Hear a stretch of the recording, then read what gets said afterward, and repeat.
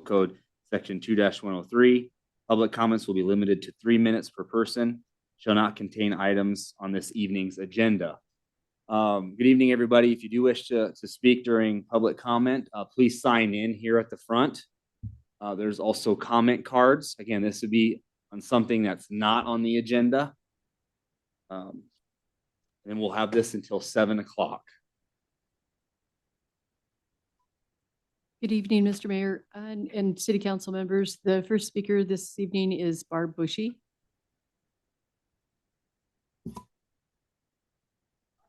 2037 East First. Nope. This one right here. That Yep. one? Okay. Mhm. Of course I do. No complaints, no questions. I just want to wish Paul Von Baron happy birthday. And it was on the radio this morning.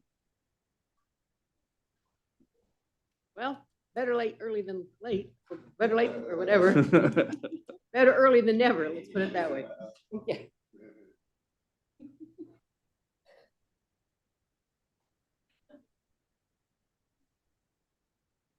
The next speaker is Doug Whitman.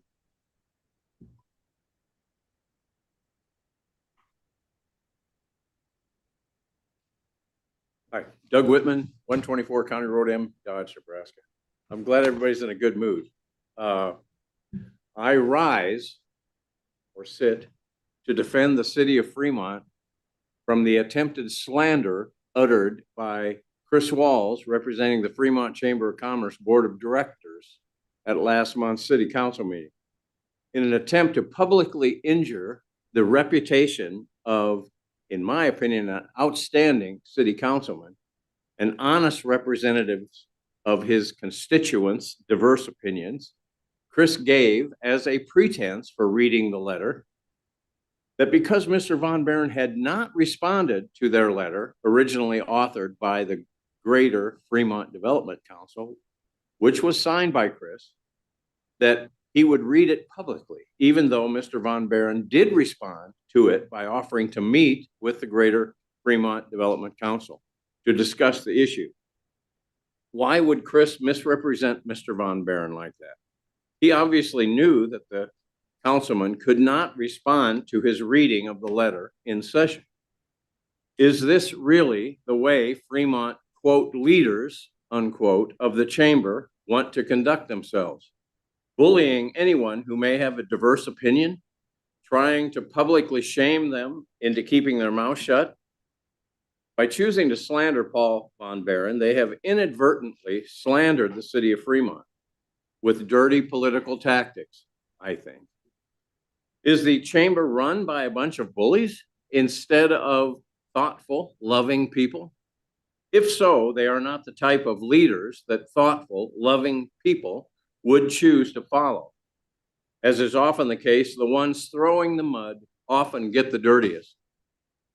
I call on the board of directors of the Fremont Chamber to recant their error publicly and seek understanding of how to better respect the free speech rights and interests of all the citizens of Fremont and its illegal aliens residing within, not just their own.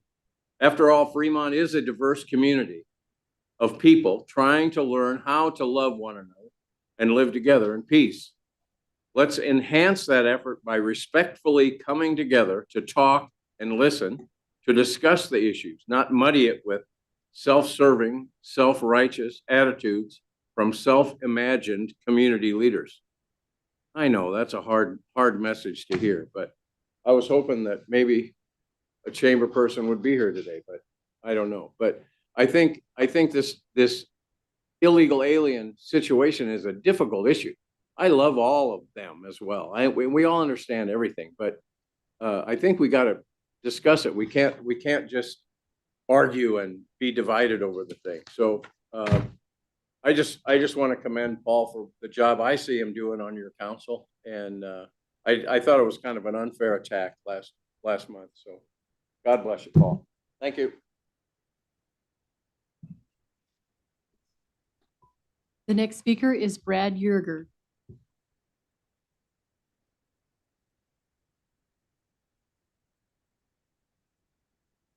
Brad Yerger, 2318 East Fifth Street, Fremont, Nebraska.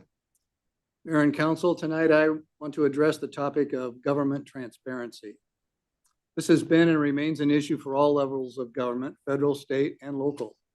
Many of you, including myself as a former council member of this local city council, ran on a commitment to increase transparency in local government. As a part of that transparency effort, open public comment efforts were formalized and set in place by the City Council and Fremont Municipal Code, Section 2102. There was a stated and inherent public commitment and public expectation that by letting the public speak at council meetings, there would be administrative or council follow-up to questions and actionable items.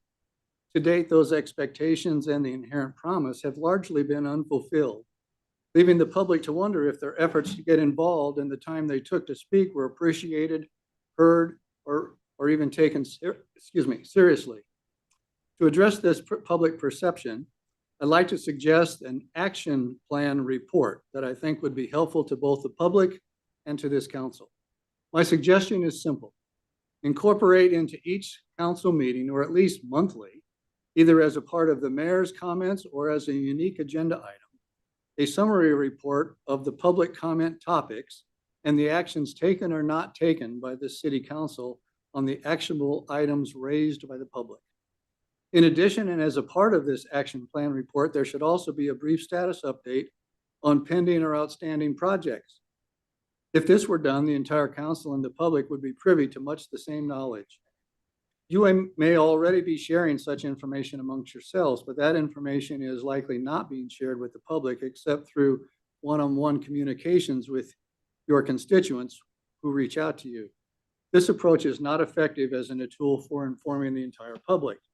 To illustrate, if I asked each of you to effectively articulate without hesitation or follow-up the status of the following items, if you were contacted with the public, what would you say with regards to the status of the Hasselbrook South Claremore paving project, current and pending capital project, and the current budget schedule, Tech Park total costs and lot sales, staffing vacancies and replacements for personnel resignations, the mall project and the redevelopment plan, the downtown archway design and construction date, the contract closing date for the PD facility property and the construction date status, the purchased Dodge County Humane Society building, its use and the impact on the Forever Homes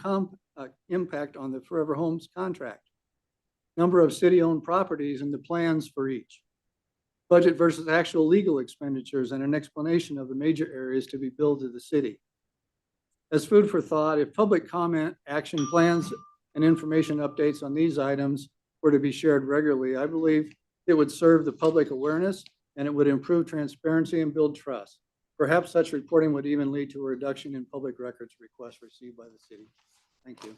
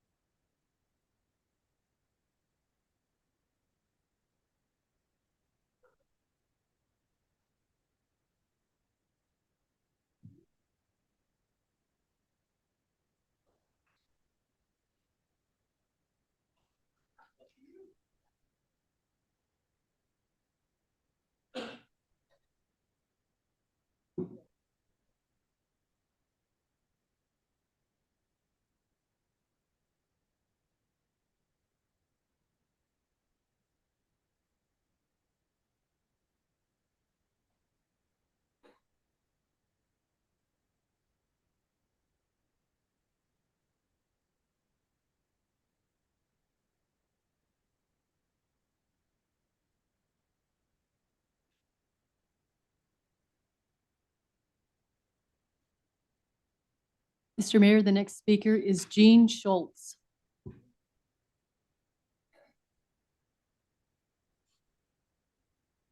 Name is Gene Schultz. I live at 2306 Gene Drive in Fremont. Last month, I witnessed what seemed to be an ambush of one of your own because he chose to give a frank, factual assessment of Fremont rather than a glowing PR puff piece. This reminded me of an often repeated old Western movie scene where the town bully calls out the popular lead character to meet in the street for a gunfight. But in this case, the rules were different. The bully knew the rules. The city council cannot respond to questions or criticism. The bully can call out the character, but the character is given no bullets for his gun. He cannot return fire. The Chamber of Commerce, LPP, and GFDC aren't the only ones who want to live in a thriving city. Paul and the rest of us do too. The people speaking criticize his facts without supplying a single fact of their own. We should have an honest comparison, then we'll decide. Perhaps worse, Paul agreed to meet with GFDC so they could discuss their concerns, but instead they chose to have a media circus. And what do they have to offer? They say Fremont has long been a community that values diversity and welcomes hardworking individuals who contribute to our local economy and culture. Their letter seemed to downplay the negative impact of illegal immigrants. I'd like to share Teddy Roosevelt's ideas on immigrants and being an American in 1907, around the time my ancestors were coming to America. In the first place, he said, we should insist that if the immigrant who comes here in good faith becomes an American and assimilates himself to us, he shall be treated on an exact equality with everyone else. For it is an outrage to discriminate against any such man because of creed or birthplace or origin. But this is predicated upon the person's becoming in every facet an American and nothing but an American. There can be no divided allegiance here. Any man who says he is an American, but something else also, isn't an American at all. We have room but for one flag, the American flag. We have room but for one language here, and that is the English language. And we have room but for one sole loyalty, and that is a loyalty to the American people. That was Theodore Roosevelt, 26th president from 1901 to 1909. Thank you.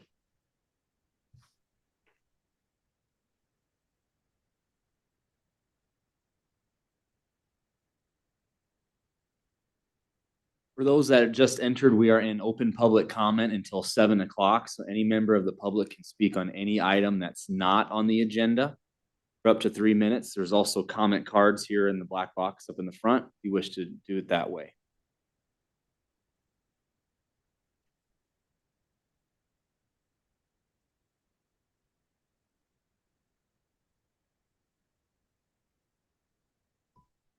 The next speaker is Ray Tuff.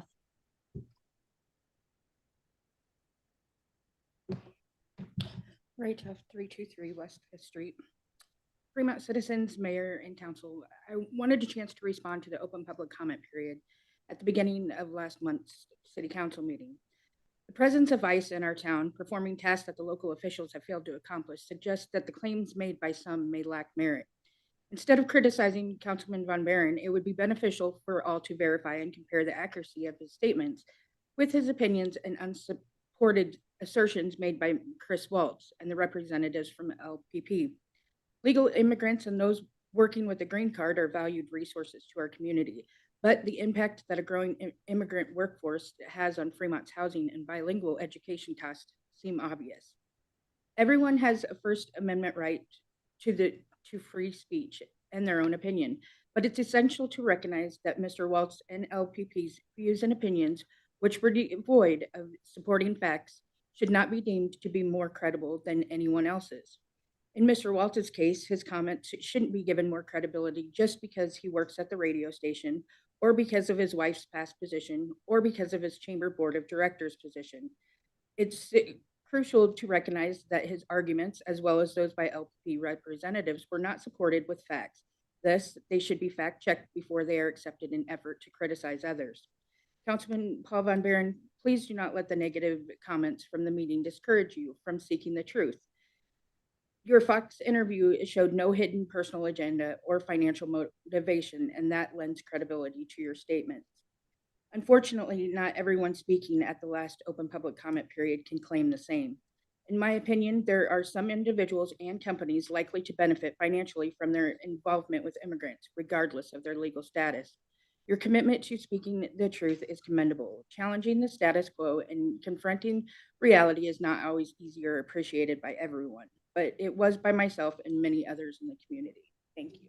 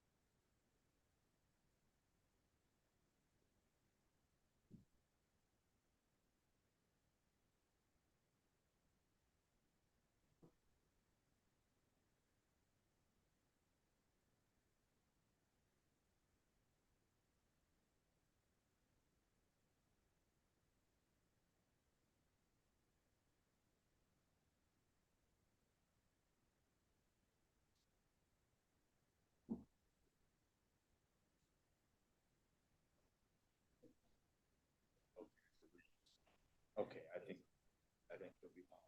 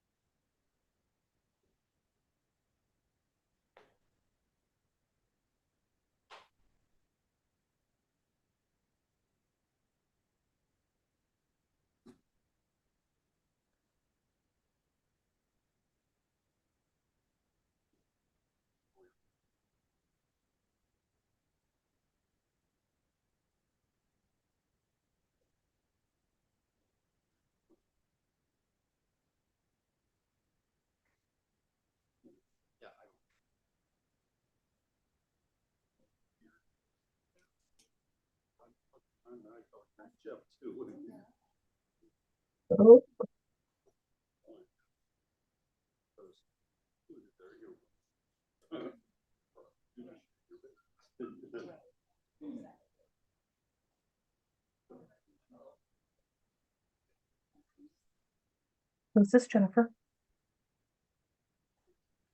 Thank you.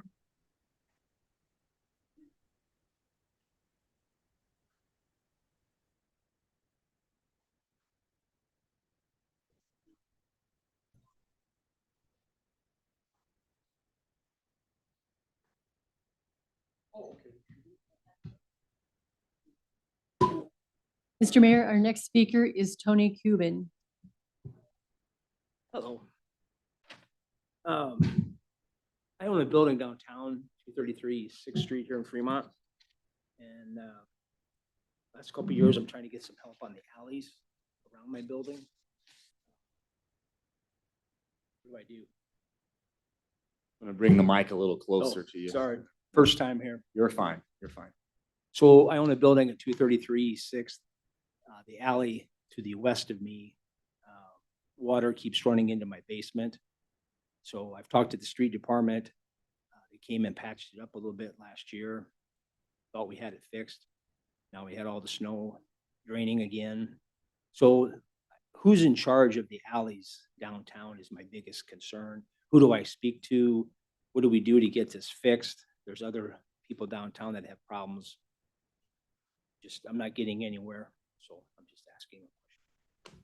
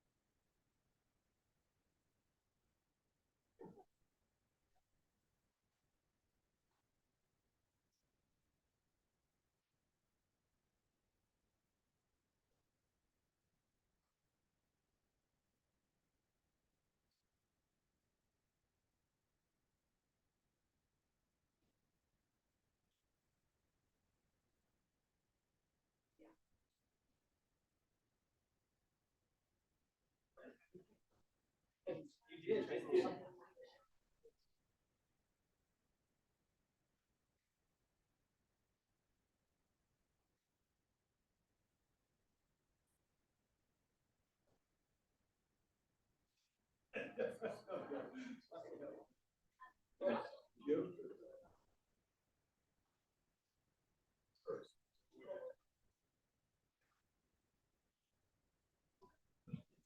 The next speaker is Lynn Albright.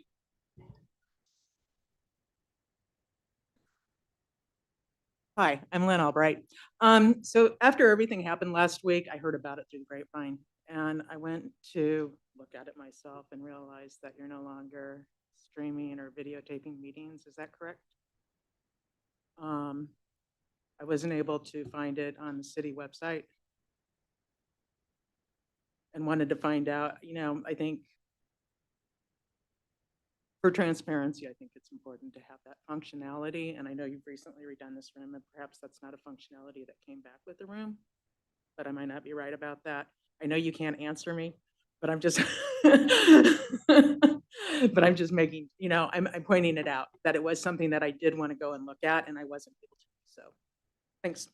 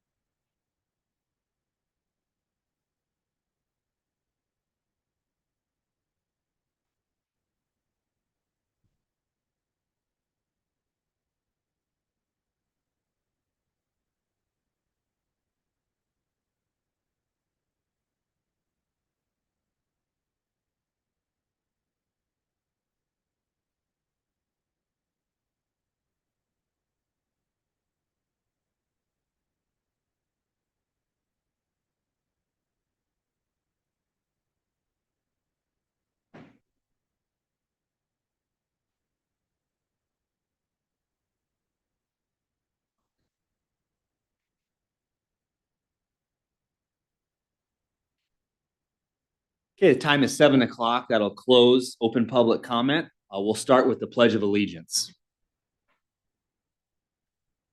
I pledge allegiance to the flag of the United States of America and to the republic for which it stands, one nation, under God, indivisible, with liberty and justice for all. Go ahead and open up the Board of Equalization meeting and call it to order. The Opens Meeting Act is posted on the back wall next to the agendas. So at this time, we'll have roll call for the Board of Equalization.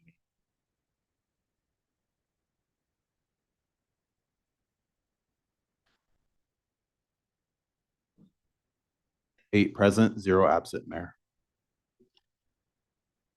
Our one item on the agenda tonight is a public hearing, Resolution 2025-040, setting the assessments in the Business Improvement District #1 of the City of Fremont, Nebraska. This time we'll have staff report. Good evening, Mayor, City Council members. Michael Chatterson, City Clerk.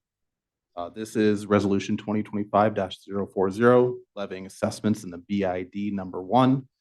This would be for retention, recruitment, downtown beautification, and marketing. The total levy would be in the amount of $62,661.12. And I'm happy to take any questions. Any questions from council? Okay, I'll now open the public hearing on this item. Anybody here from the public wish to speak? Okay, seeing no comments, I'll close the public hearing. Are there any additional comments from council? If there are none, I would take a motion to approve the assessments.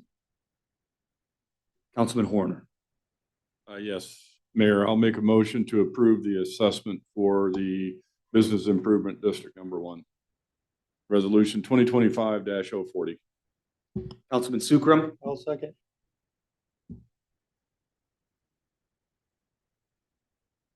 Please vote.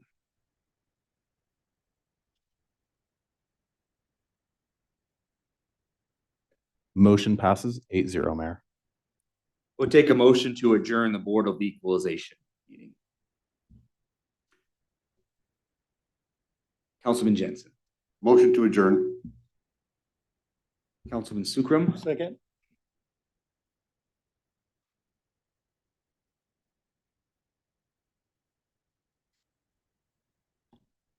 Motion passes 8-0, Mayor. We are adjourned. I'll now open up the City Council regular meeting and call it to order. The Opens Meeting Act is posted on the back wall next to the agendas. This time we'll have roll call for the City Council regular meeting.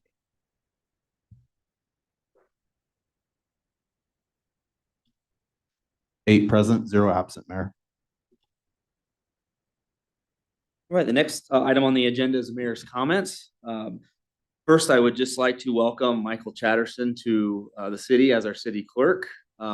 This is his first city council meeting tonight, so bear with us and him as we work through it, but already doing a tremendous job. So appreciate you and welcome to the city of Fremont.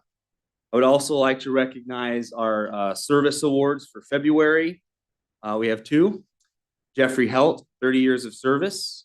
Jeff started with the city of Fremont in 1995 as a power plant operator 1. In 2002, he moved up to a power plant operator 2. He was then promoted to power plant operator 3 in 2008. And in 2021, Jeffrey was promoted to his current role as power plant shift supervisor, so 30 years. William Meekin Jr., 10 years of service. William started with the Department of Utilities in 2015 as a wastewater plant operator. He then transferred to the wastewater plant mechanic in 2016. And as of 2018, he was promoted to his current position as wastewater plant mechanic 2. So appreciate William and Jeffrey, 30 years and 10 years with the city of Fremont. That concludes my comments for this evening. We'll now move on to adopt the agenda. Item 1, a motion to adopt the current agenda for the February 25th, 2025 regular meeting. Councilman Sukram. I'll make the motion to adopt the current agenda. Councilwoman Ganem. Second.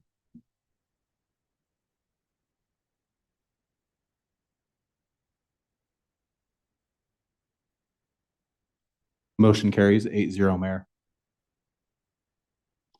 Next is the appointments. Is item 2, a motion to consent to the mayor's reappointments to the Ridge Cemetery Association.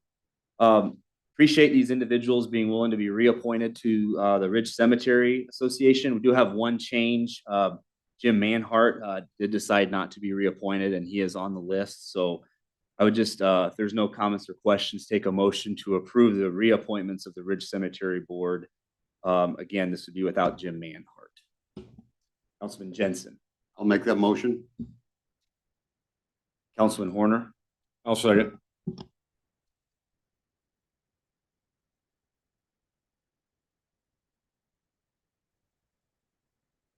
Seven yeses, 1 abstain, Mayor. Now moving on to public hearings.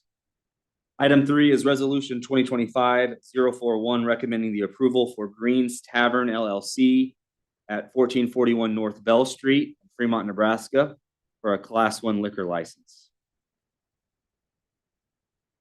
Good evening, Mayor, council members. Michael Chatterson, City Clerk. This would be to conduct a public hearing to recommend either approval, denial, or modification with stipulations for a Class I liquor license for Green's Tavern located at 1441 North Bell Street. Take any questions. Questions for staff on this application? I'll now open the public hearing. Seeing no comments, I'll close the public hearing. Are there any additional comments from council on this application? Councilman Horner. Mayor, if there are no further comments from council, I would make a motion that we approve resolution 2025-041, recommending the approval for Green Strat Tavern. Councilman Sukram, I'll second. please vote. Motion carries 8-0, Mayor. Now, item 4 is resolution 2025-046, authorizing the mayor to sign the rural public transportation grant application. And we'll have our staff report. Dakota.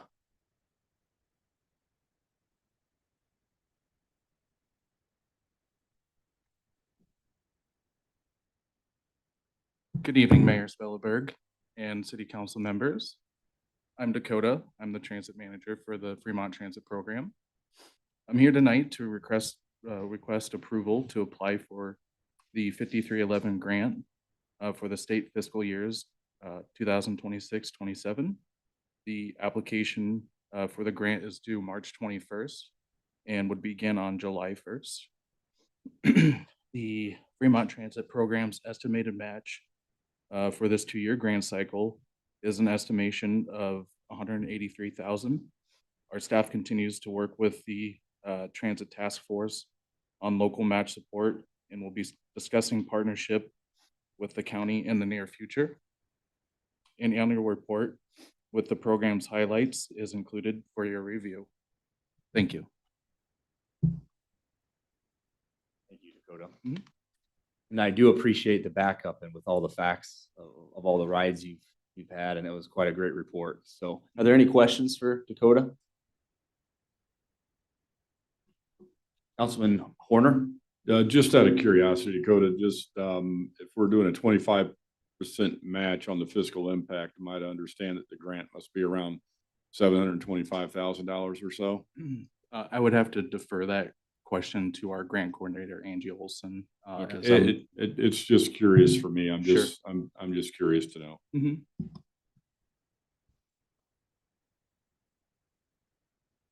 Angie, do you want to come up and answer the question of the grant funding and the match, please? Sure. I missed the question though. I apologize. Can you repeat it? I snuck it in on you. It's just curious to me if the fiscal impact says 25% local match. So I'm assuming that's around a $700 some odd thousand grant. Is that right? Or Yeah, the project is just above that. The local match is, remind me, Dakota, for this year, 180,000 for the next 2 years. And the grant itself is a combination of state and federal funds and what they call operating and non-operating. So the best thing to do is just give a percentage. It covers about 83% of the program itself, and then the rest is match. Yep. Councilman Von Baron? Dakota, I just wanted to thank you for the service. We have a number of people in our neighborhood who use it and who are very actually dependent on it. Because it's starting to be my own daughter. And the ability to have a warm ride and drive a chair up into a van during cold weather, especially last week, was very much appreciated. So thank you for the work. Thank you. Councilwoman Ganem? And I will echo the same, because there are so many people that don't have any transportation way of getting to the store, doctors, or the Friendship Center. And we went from zero having any transportation to at least some in the Fremont area. So again, thank you. And I'm glad we have that. Thank you. Are there any other questions for staff from the council? Thank you. Are there any comments from the public?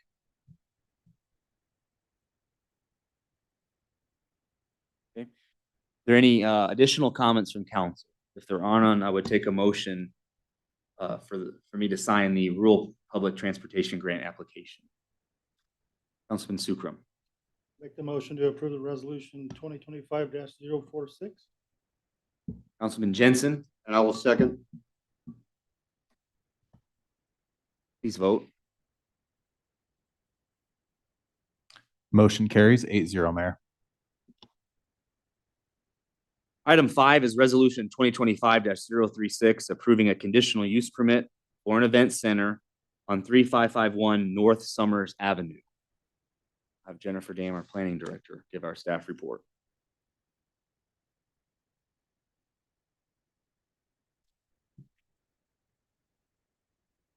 Good evening, Mayor, members of the City Council, Jennifer Dam, Planning Director. This is a request for a conditional use permit for an event center on North Summers. The Planning Commission reviewed the item and recommended conditional approval 6-0. As part of the process, the developer did conduct a traffic study, and later on in the agenda is an agreement, a development agreement where they will pay for a portion of the cost share for a left turn lane on Broad Street coming south to Judy Drive. This is the capacity of the event center has been reduced to about 500 to 550 people. It's surrounded by primarily rural development and substations to the north.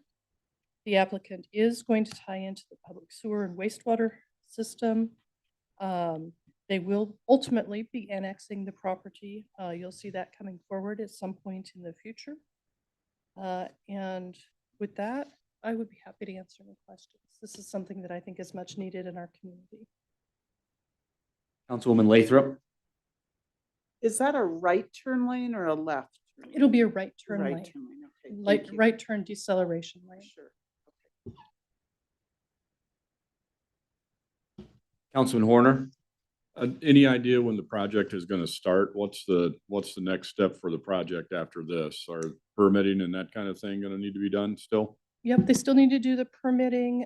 This spring, they'll be working on the permitting, as I understand it. I know the applicant is here and he can probably answer in better detail. But my understanding is construction will start this spring as soon as they're able to. And the sewer and water lines will be installed at that time as well.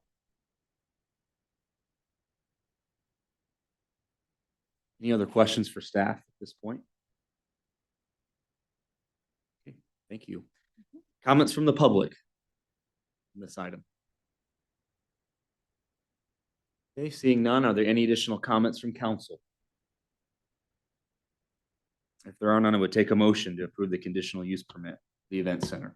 Councilman Sukram. I'll make the motion on resolution 2025-036.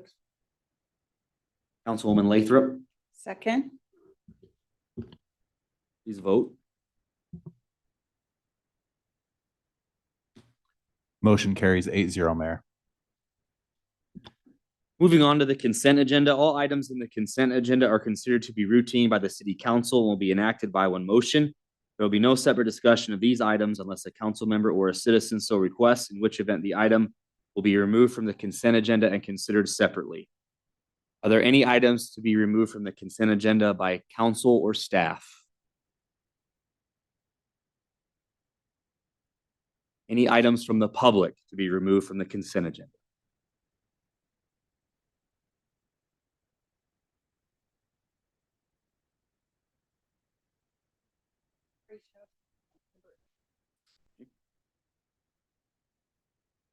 Any other items?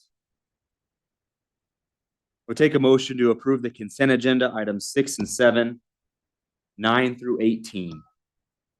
Councilman Jensen. So moved. Councilman Vaughn. I will second.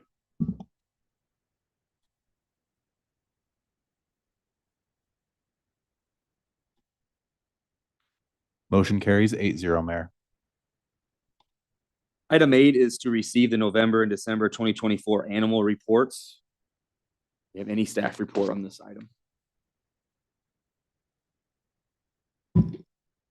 Jody Sanders, City Administrator. Good evening. The reports you'll see are for November and December. My understanding is that Forever Homes did an actual physical count inventory, if you will, at the end of December, and their ending December report at that time didn't agree with what the inventory revealed. So that is why the delay. They determined that I think there were perhaps some things that they needed to clean up in November and December. So we have those for us this evening. Okay, does the constituent want to come up and address the item? 323 West Fifth Street. Let's be clear here that the delay was a 4-month delay on getting in any reports from those guys so that they could count the animals for you. I don't know why or how that even happens. I don't know if we have to put somebody in place to actually go in there every morning and count how many animals they have and how many they have at the end of the day.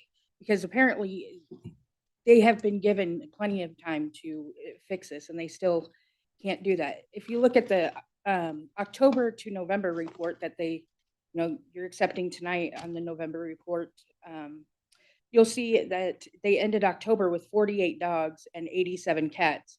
Yet November report, they begin with 43 dogs and 83 cats. Somehow we lost 5 dogs and 4 cats overnight. How does this happen? The same report, FHI claims they have returned 31 dogs to their owners. Well, protocol states that every owner is to receive a ticket prior to being released back to the owner. So of 31 dogs were returned, why does the police department state that Forever Homes only contacted them 18 times throughout the month? In fact, the police department states that they only had 29 animal calls, related calls throughout the whole month of November, which includes the animal cruelty, welfare checks, etc. So whose reports aren't accurate? I doubt it's Fremont Police Department's. So we specifically designed and hired and spent resources on the CSOs and their position. Shouldn't one of maybe their jobs be to oversee how many animals are actually in that shelter and how many are leaving? I guess per contract, it probably, we need to put something in there, Travis, that's a little more like they have to provide accurate reports to the city, because we just have that they have to provide reports and we still have yet in 3 years to get an accurate one from them. Now they have taken off the intake date so that we can't see how long an animal has actually been in the shelter. Yet a few of them have fell off of the report after this 4-month audit.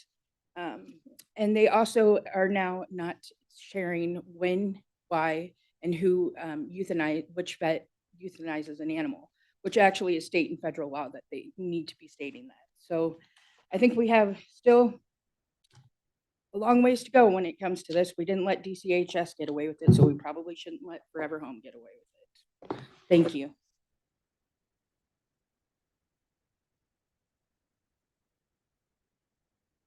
Okay. Any other public comment on this item? Any additional comments from council on this item? Councilman Jensen, If there's no additional comment, let's make the motion to receive the reports. Councilman Horner, I'll second.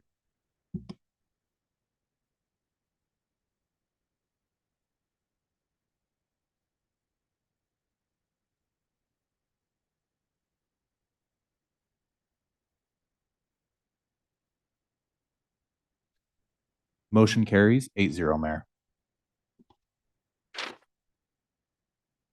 moving on to unfinished business. Item 19 is ordinance 5706 for the approval of the government salary ordinance. This would be second reading. Staff report.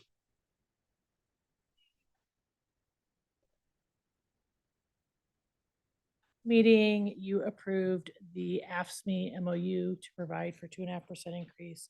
This would be the salary ordinance that would put that increase through, and the 2.5% for non-union. This would be the second reading. Happy to answer questions. Questions for staff and council?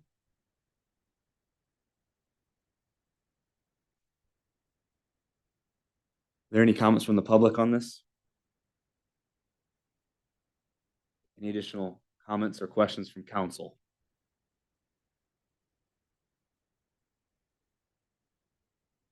Councilman Jensen? Yeah, I wanted to bring forward, let the public know before we go into public comment that I intend on bringing a an amendment to this. I said back in September, I tried to, I wanted to improve our compensation for the mayor and city council in the benefit package.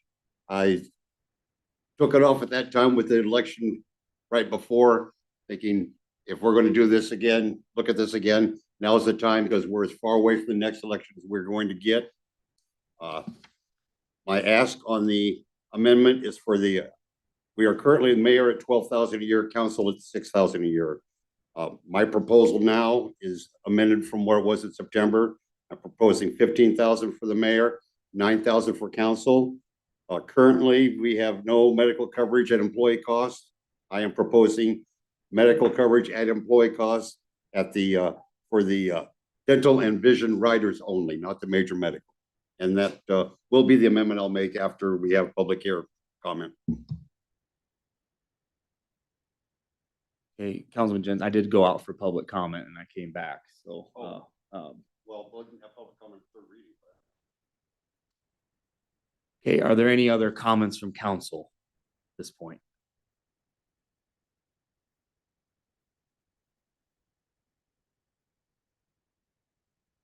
Okay.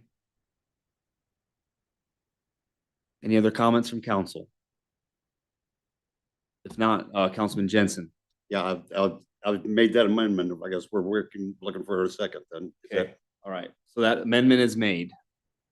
So is there a second to the amendment, Councilman Jensen? Councilman Vaughn. I will second. Okay. All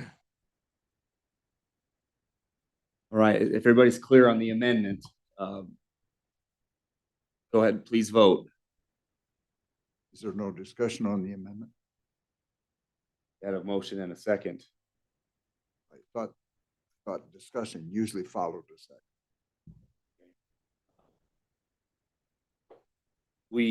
I'll cancel the vote. Cancel the vote. Okay. Councilman Von Baron, go ahead. No, my point is, when we discussed this the last time, I did look at comparable cities in our class. And the city council right now, we sit right in the middle of comparable cities. And right now, given where we are, we're in an environment where we're closing more businesses in Fremont than we're opening. And I just can't, in good conscience, support a salary increase benefits, given where we are compared to the public that does not have that option to vote one for themselves. Councilman Jensen. Yeah, I just wanted to give my reasonings, my explanations. This compensation has been stagnant for 10 years. It has been exactly what it is right now for over 10 years. And these changes will not take place immediately. These changes won't take place until the next election in the fall of 2026. So we're 2 years out from this additional compensation even being there. This is lower than I originally asked for for these positions in September. And I think it's important we make these positions even just a little bit more attractive to facilitate diversity and representation within our population, within our city government. Anybody want to speak on the amendment from council that has not spoken at this point? Councilman Horner. You know, this is a tough one for me. I could support it. I think we heard loud and clear from the public last time that we were making too big of an ask.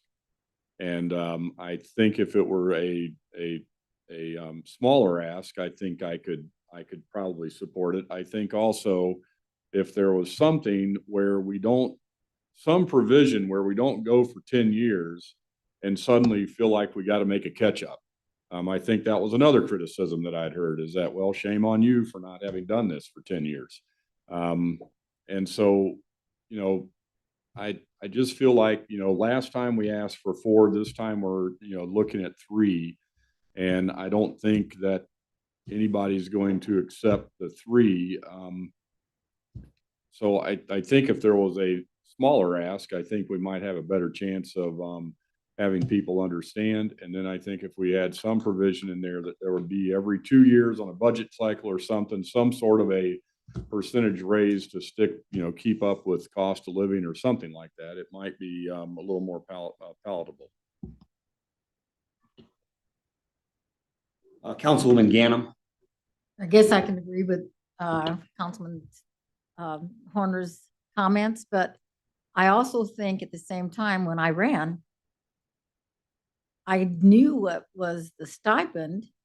Actually, I didn't. When we first got involved, I thought it was free, that we donate our time and our money, because it does cost time and money to belong as a city council person. And if you do get involved, my monthly trips to Norfolk to represent the city at a meeting, the Midwest Conference that we just had for the League of Municipalities, it all does add up, that's for sure.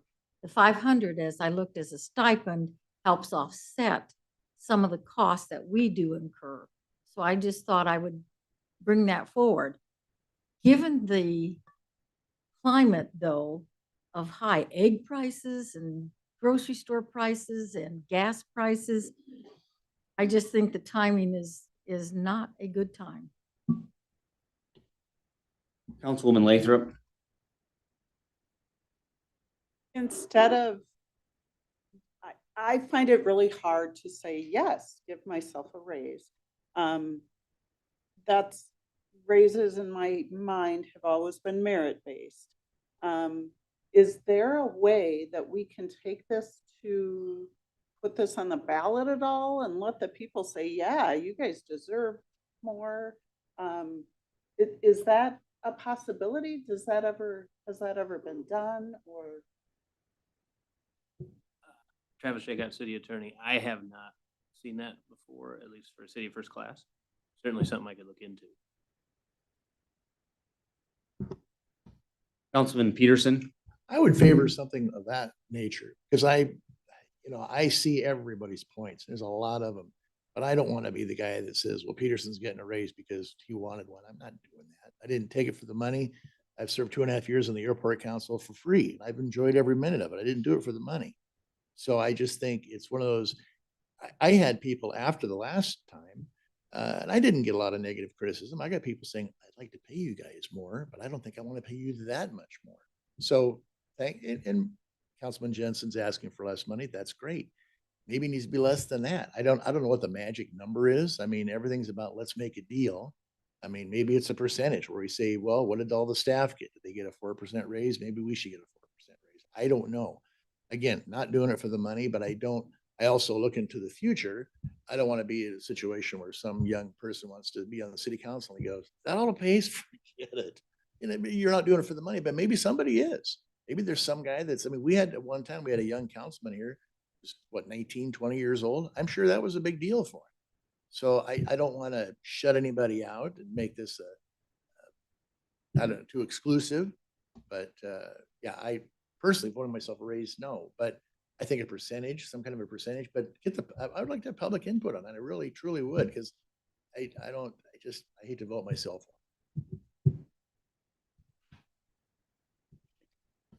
Go ahead, Councilman Jensen. If you Just to answer Blair's point there about somewhere, that was part of the reason me bringing this forward as an amendment to the salary ordinance. Then those positions would be included in the 6 month, 1 year, whatever they do the adjustments, the 2.5%, like what we're voting on. That would be to include these positions in that. That was why I brought it as an amendment to this.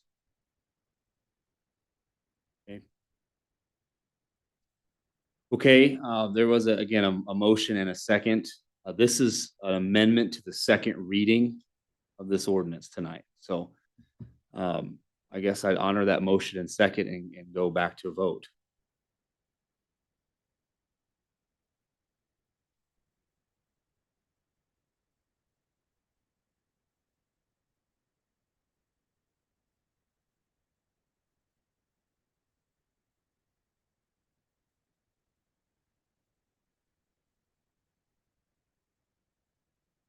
No, you can change it. So whatever the vote is the vote. Motion fails, Mayor, 6-2. Okay, that was the amendment. Would take a motion to hold second reading. Councilman Vaughn. Would I be able to offer an alternative amendment proposal this time? Go ahead. Yep. Maybe we simply just do 2.5% and agree in future to go in lockstep with the government increases as they happen. It's virtually no increase, but it sets the precedent that it would acclimate and appreciate over time. That'd be my amendment that I'd offer up. 2.5%. Mayor, if I could, Travis Shakeout, City Attorney. The one issue you would have is if you approve it as a council, it wouldn't be effective until the next elected council is seated.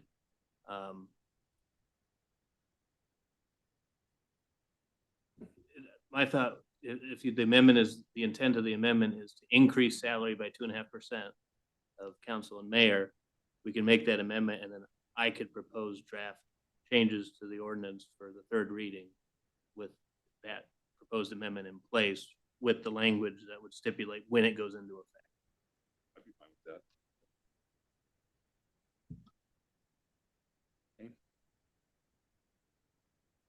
Is that an amendment? Is everybody clear on the amendment? You want to explain it again, please? Now, apparently, it would be that in the future, future iterations of the council, that the council and the mayor's rates would appreciate at the same percentage that the government salary ordinance rate increase would happen. Wouldn't take place for 2 years. Not asking for a big jump, but just starting the process of same percentage incremental increase. Whatever that may be, maybe it's 0 that year. Okay. Councilman Jensen? I've just asked for clarity on the insurance riders. Are you avoiding them also? I think we should just avoid them.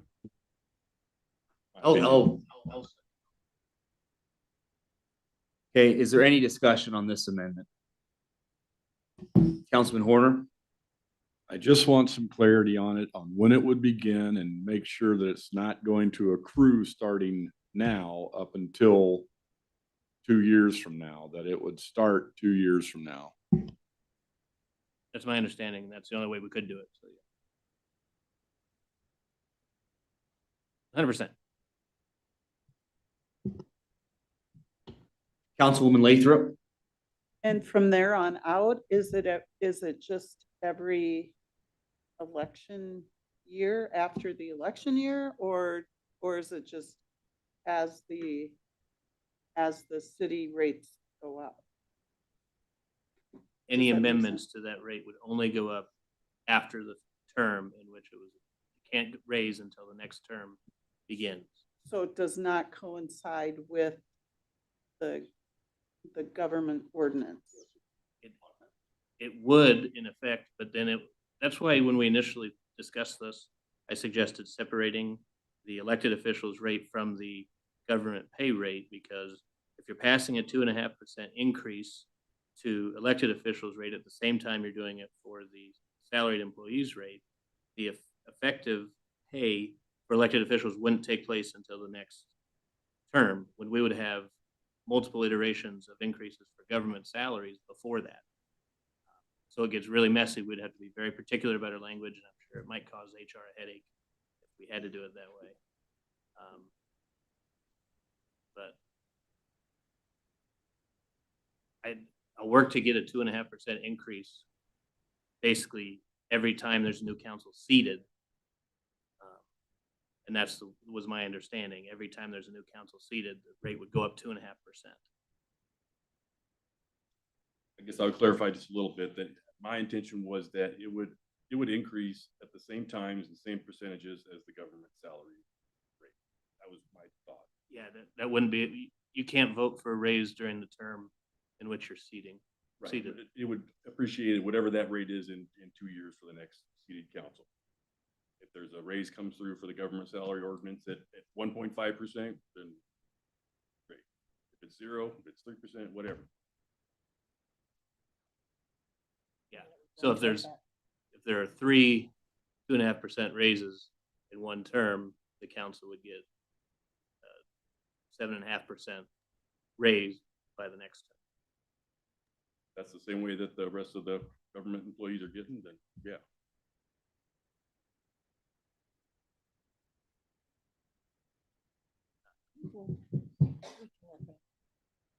we could put together something to that effect by third reading if the council would like that amendment.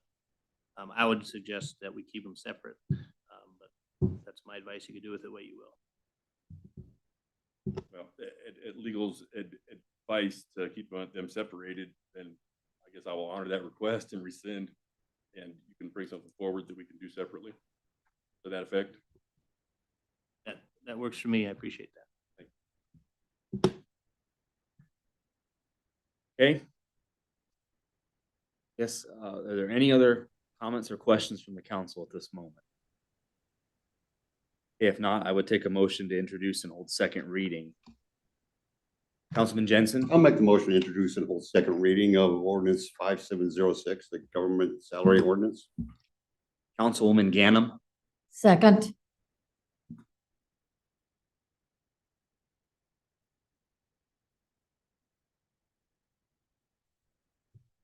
Motion for second read carries 8-0, Mayor.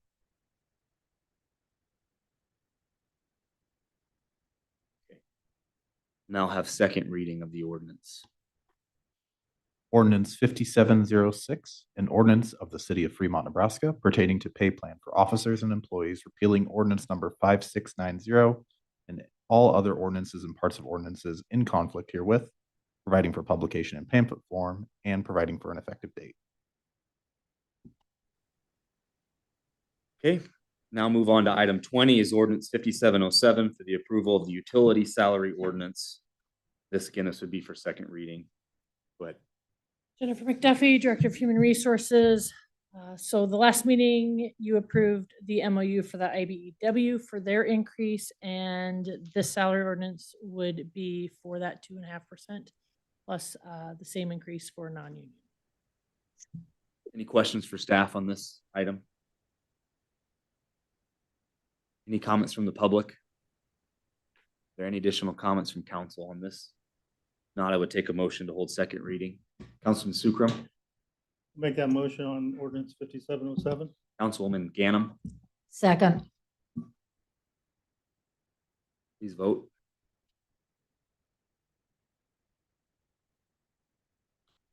Motion for second read carries 8-0, Mayor.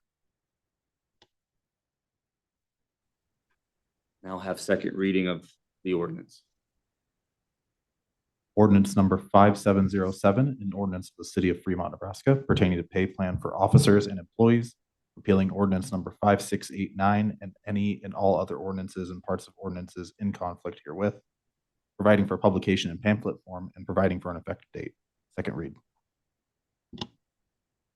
Now, item 21 is ordinance 5708, revising section 5-203 of the Fremont Municipal Code, prohibiting through truck, semi-truck traffic. This would be for second reading.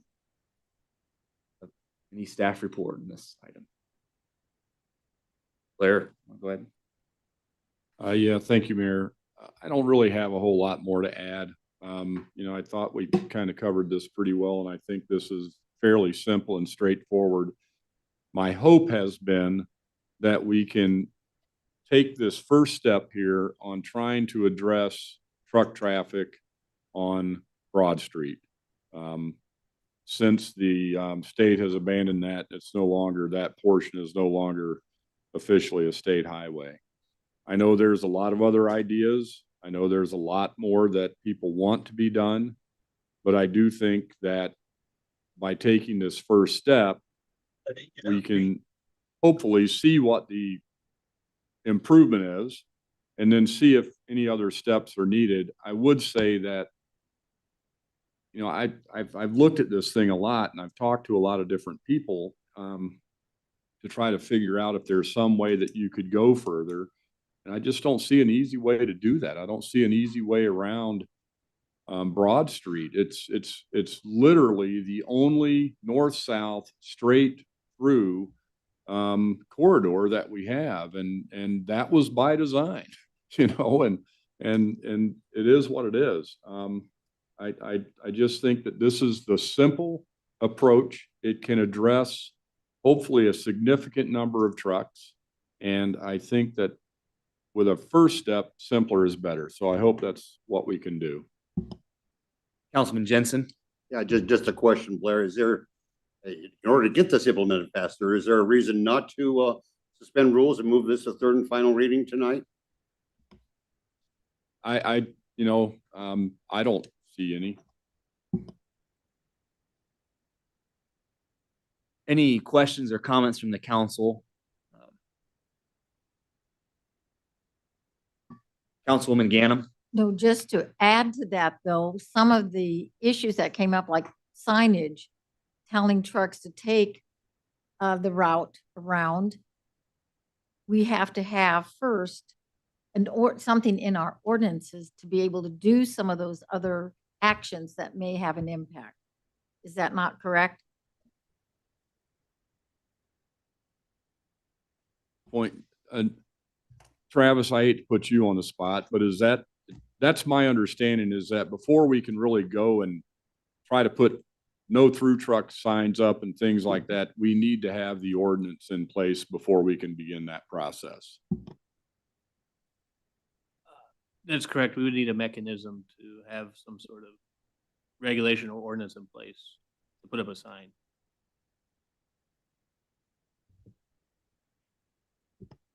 Any other questions or comments from the council at this moment? Okay, I'll now go ahead and open up for public comment.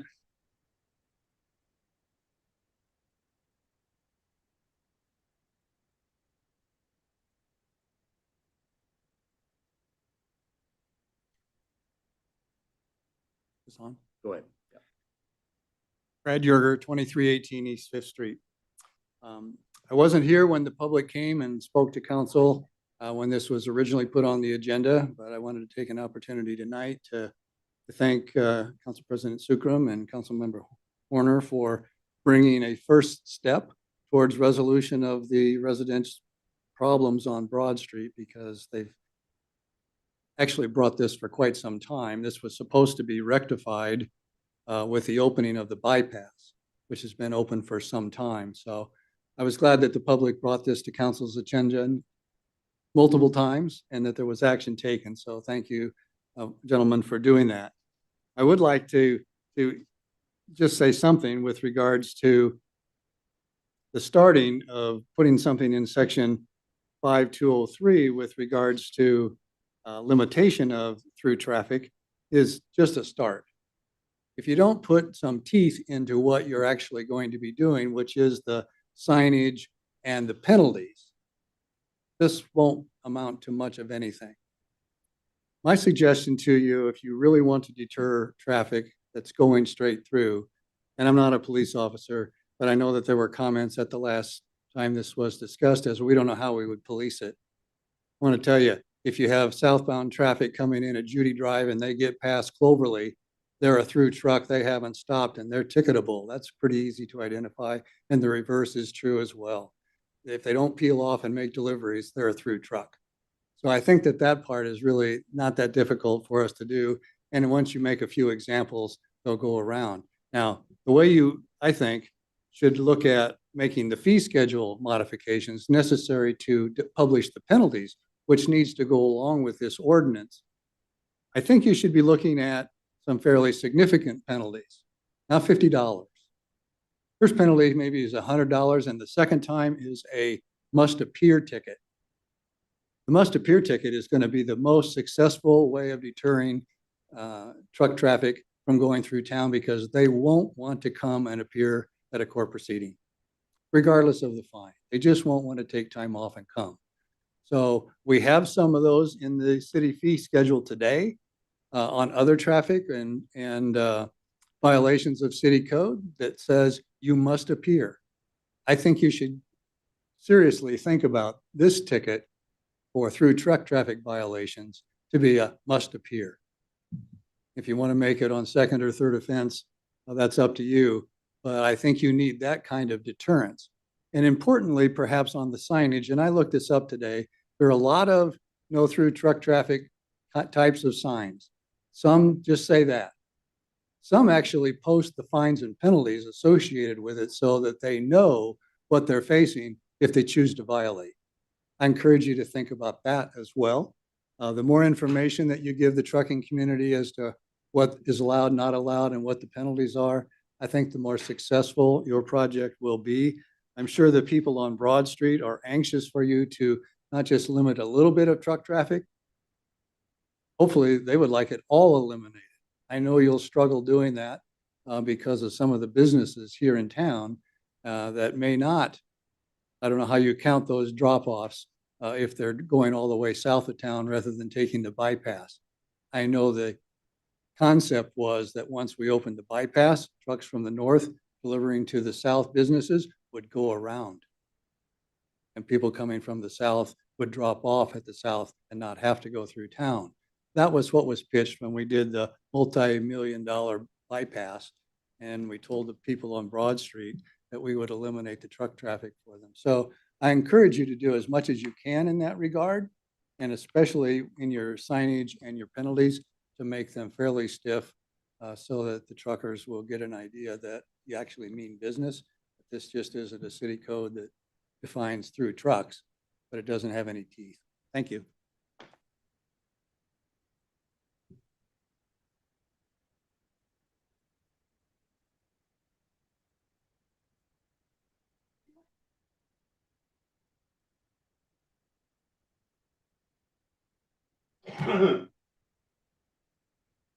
Barb Bushy, 2037 East First. Unfortunately, I missed a couple of meetings. I do have a question, which I know you can't answer, but can the speed limit be dropped down to 25 once they hit 23rd Street? Because that's going to slow them down. And after a few tickets are cited, they may decide to go around. I understand it because a lot of the people, as I understand it, from Broad Street are concerned about the speed and children crossing Broad Street, which I understand. But if that 25-mile-per-hour speed limit, yes, they're going to go 30, 35. I can tell you that from First Street. But at least they would know that there's a possibility they're going to get cited for speeding. And if it takes $50 the first time, jump it up to $500. Hit them where it hurts. You know, I think if they would slow down, because I do think that that is such a safety factor. They do fly down Broad Street until they get to about what is it, 9th, and then they have the 25-mile-per-hour speed limit. If we can keep that 25-mile-per-hour from Broad to just when they hit the viaduct, then it's 35 once you get over it. But you're not in such a residential area then, or a business area that where you have more traffic. Just a suggestion.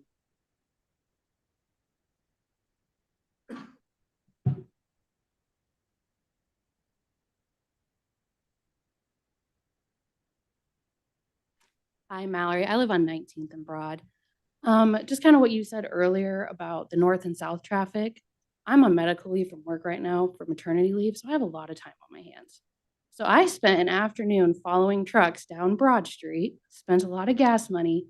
You'd be shocked how many people come off of 275, take the bypass, take Broad Street, and go to the Sat Brothers on the north side of town. It is appalling how many do that. We talked about the signs. Well, there's already signs on Broad Street for speed limit. And let me tell you, none of them follow that speed limit. It is awful how fast they're going down Broad Street.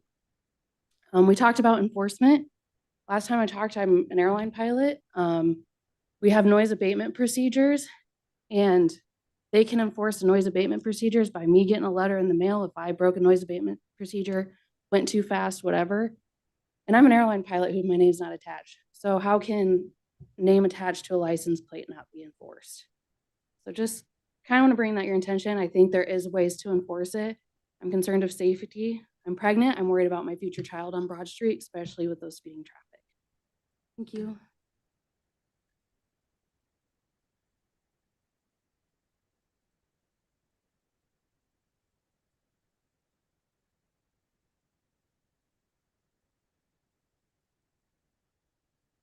Gene Chapler, 1940 North Broad Street. First of all, I'd like to say I like the way he thinks.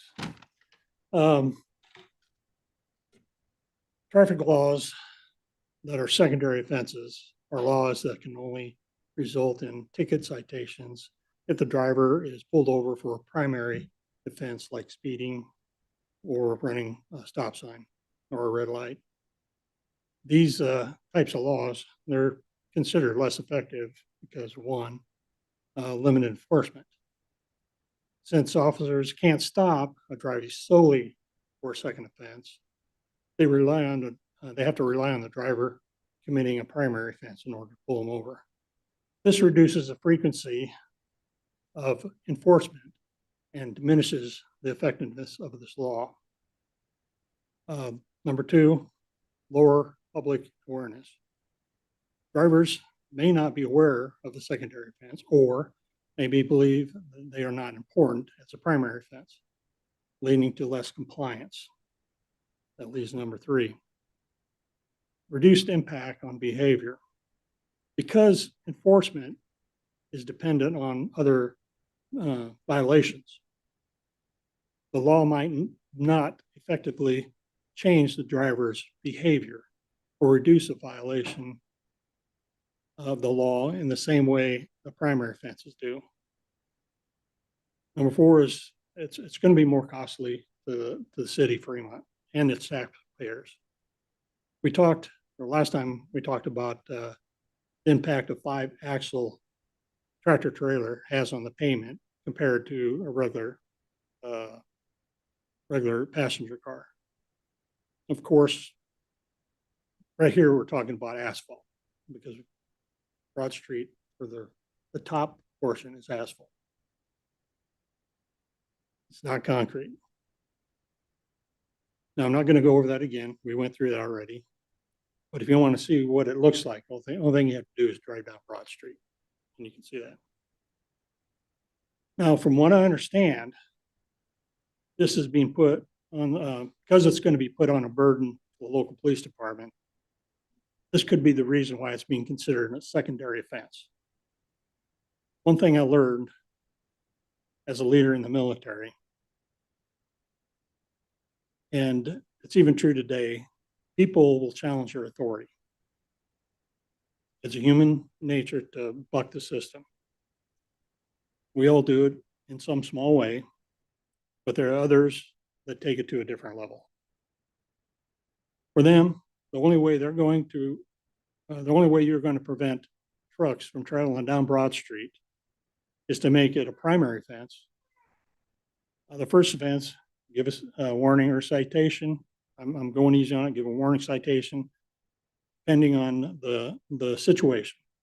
And that's going to be officers' discretion on how that stop goes. Now, the drivers and the companies both have been warned, and each additional offense, I feel, they should feel it.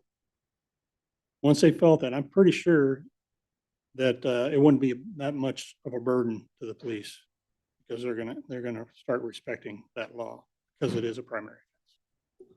Thank you.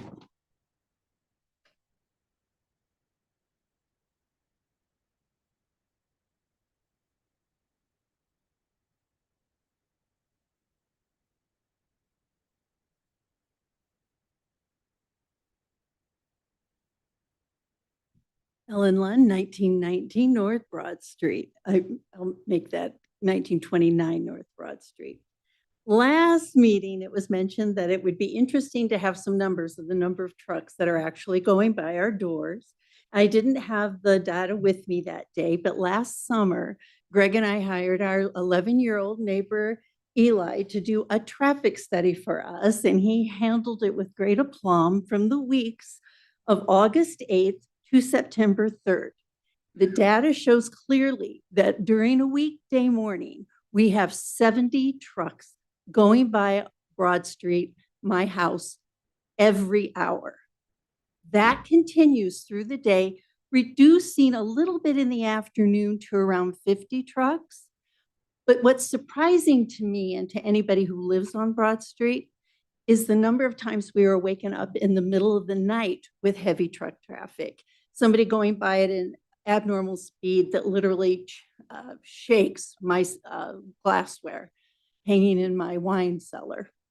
So I just want you to be aware of how heavy that traffic is.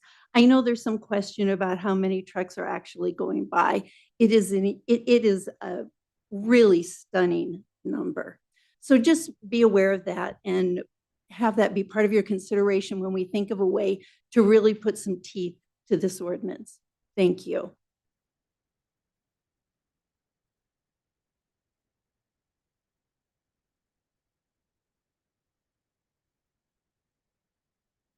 Any other comments from the public?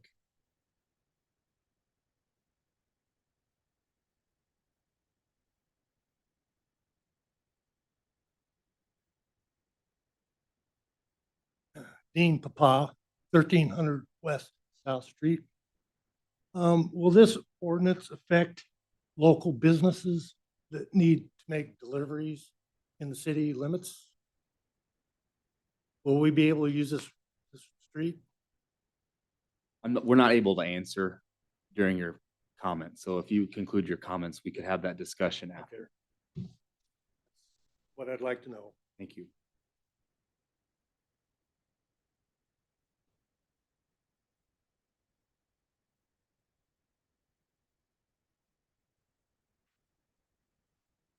Dusty Pappas, 705 Prospect Street. Curiosity, what if we got into going to, can't think off the top of my head what's called right now, Hormel, Costco chicken plant. If they can have the truck route, they have to provide where the trucks have to go. We are on the south side of town, and you would not believe how much livestock, like the pigs, the pig trucks, how they come through town. They're not using the Beltway. Do they know how to do that? I don't know. They're from Minnesota, Iowa, stuff like that. Do those places kind of need to push on these guys like, hey, we would like you to come this way? If not, you know, they're going to kind of be putting that stuff for the through traffic guys. But definitely for the guys that are making the deliveries through town, definitely need to keep that open.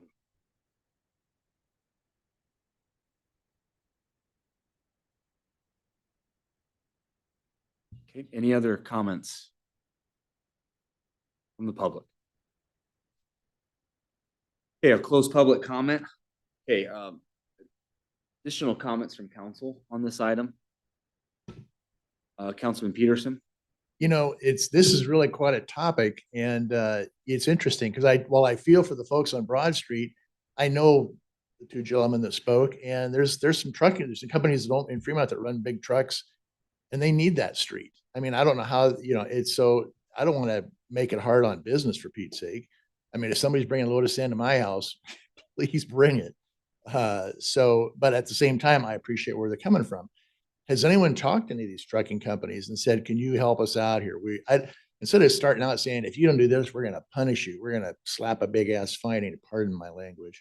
I don't think that's appropriate. I don't think that's the way to get anything done. We need to collaborate and work together. We have a good town here. If somebody would like LPP already said, we're going to keep 350 trucks a day off our streets. That's a big deal. Why can't Holstone do that? Why don't they lead? You know, we need some examples here. Maybe somebody would say, hey, if we got such and such, we're going to do that. Let's cram everything we can into that beltway. But sometimes we can't. And I think you'd notice a big difference. Instead of trying to punish good people, why don't we look for a solution? That's all. Councilman Jensen? Yeah, just to the point there. I mean, this is specifically for through traffic, specifically for through. Your originating spot has to be outside of Fremont, and where your destination has to be outside of Fremont. If you're doing business in Fremont, this doesn't affect you at all.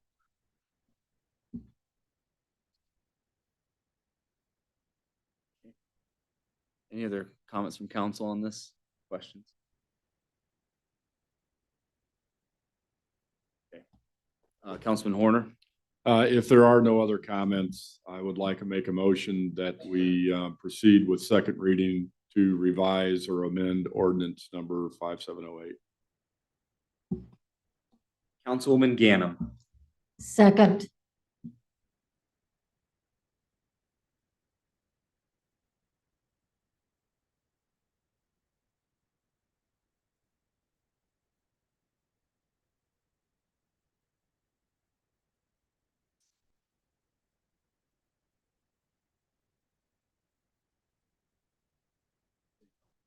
Motion carries 8-0, Mayor.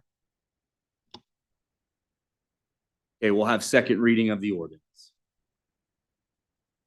Ordinance number 5708, an ordinance of the city of Fremont, Nebraska, repealing and replacing chapter 5, article 2, section 5-203 of the Fremont Municipal Code and all other ordinances or parts of ordinances in conflict with this ordinance, providing for severability and providing when this ordinance shall be in full force and effect.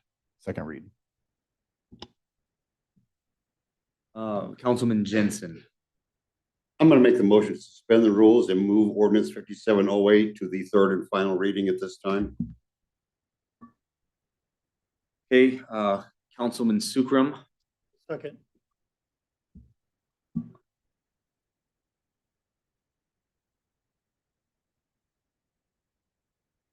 That motion carries 8-0, Mayor. We'll now have final reading. Ordinance number 5708, an ordinance of the city of Fremont, Nebraska, repealing and replacing chapter 5, article 2, section 5-203 of the Fremont Municipal Code and all other ordinances or parts of ordinances in conflict with this ordinance, providing for severability and providing when this ordinance shall be in full force and effect. Final reading. Okay, we'll now have the final vote for ordinance 5708.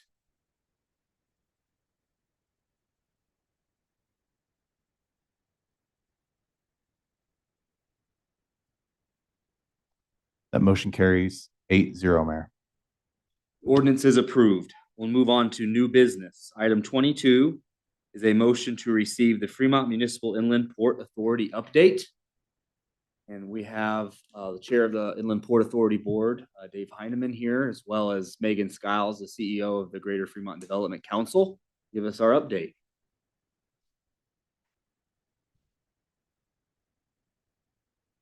Mayor, I think most of you know us, but Dave Heineman, Chair of the Fremont Inland Port Authority, 1121 Maplewood Cove. I'm Megan Skiles. I am the president of the Greater Fremont Development Council. I think We've got a PowerPoint if someone can help us here.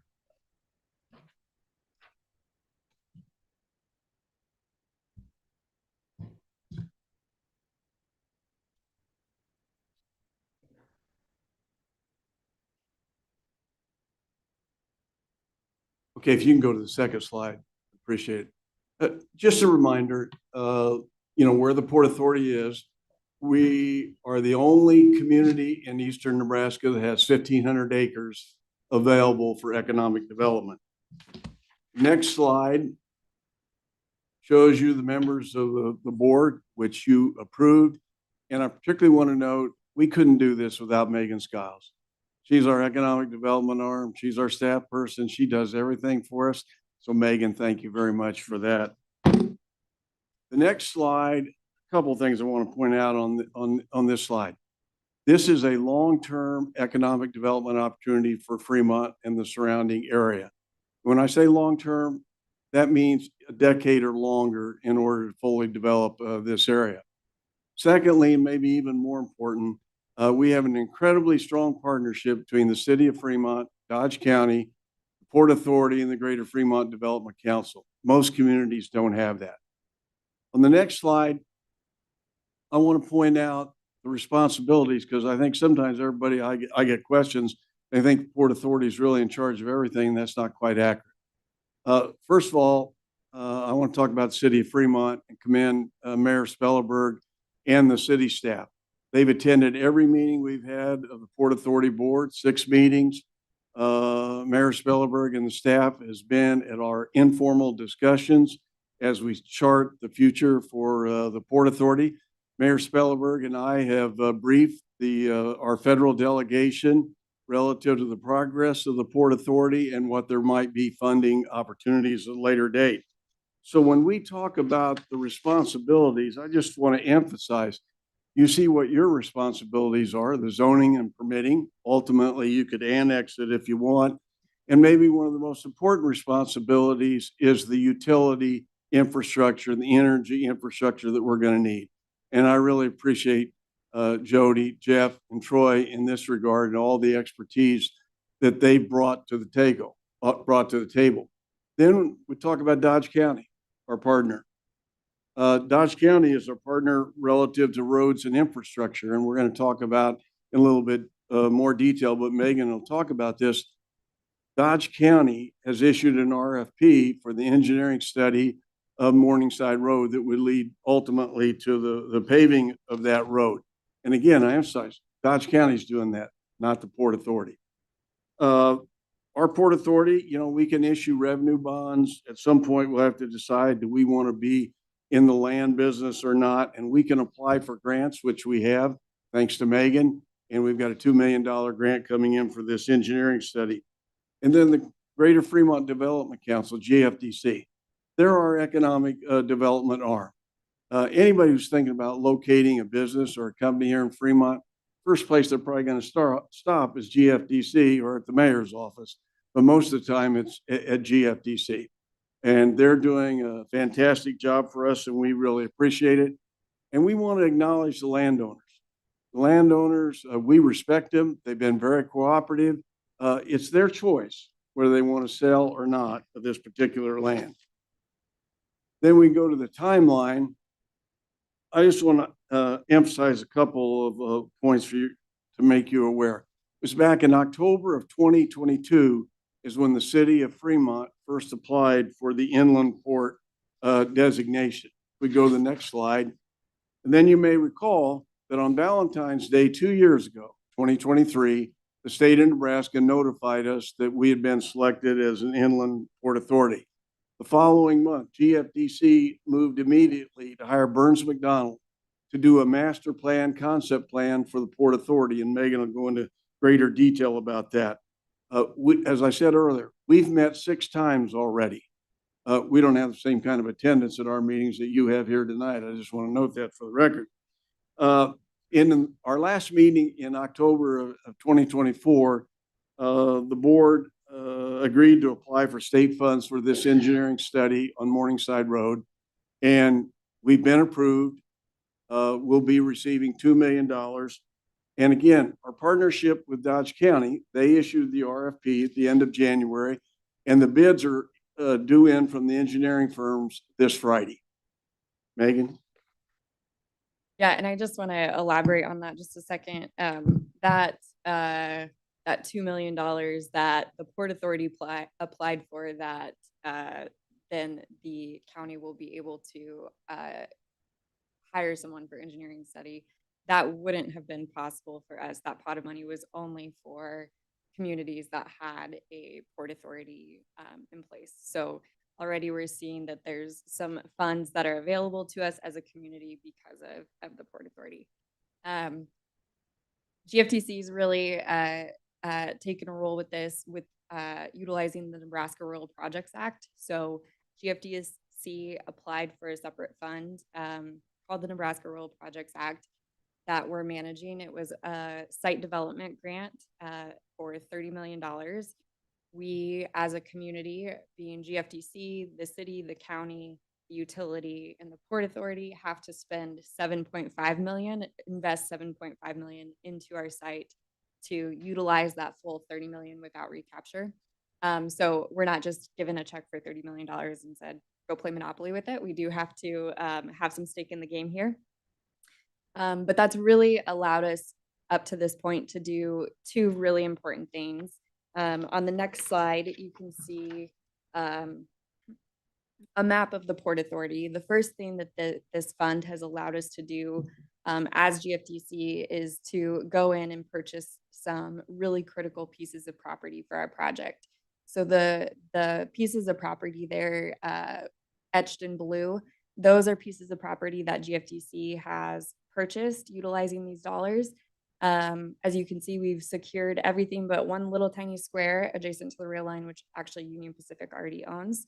But that's really been our priority, is getting control of that piece of it, because you know, if we don't have the access to the rail line, our project is done pretty early on, right?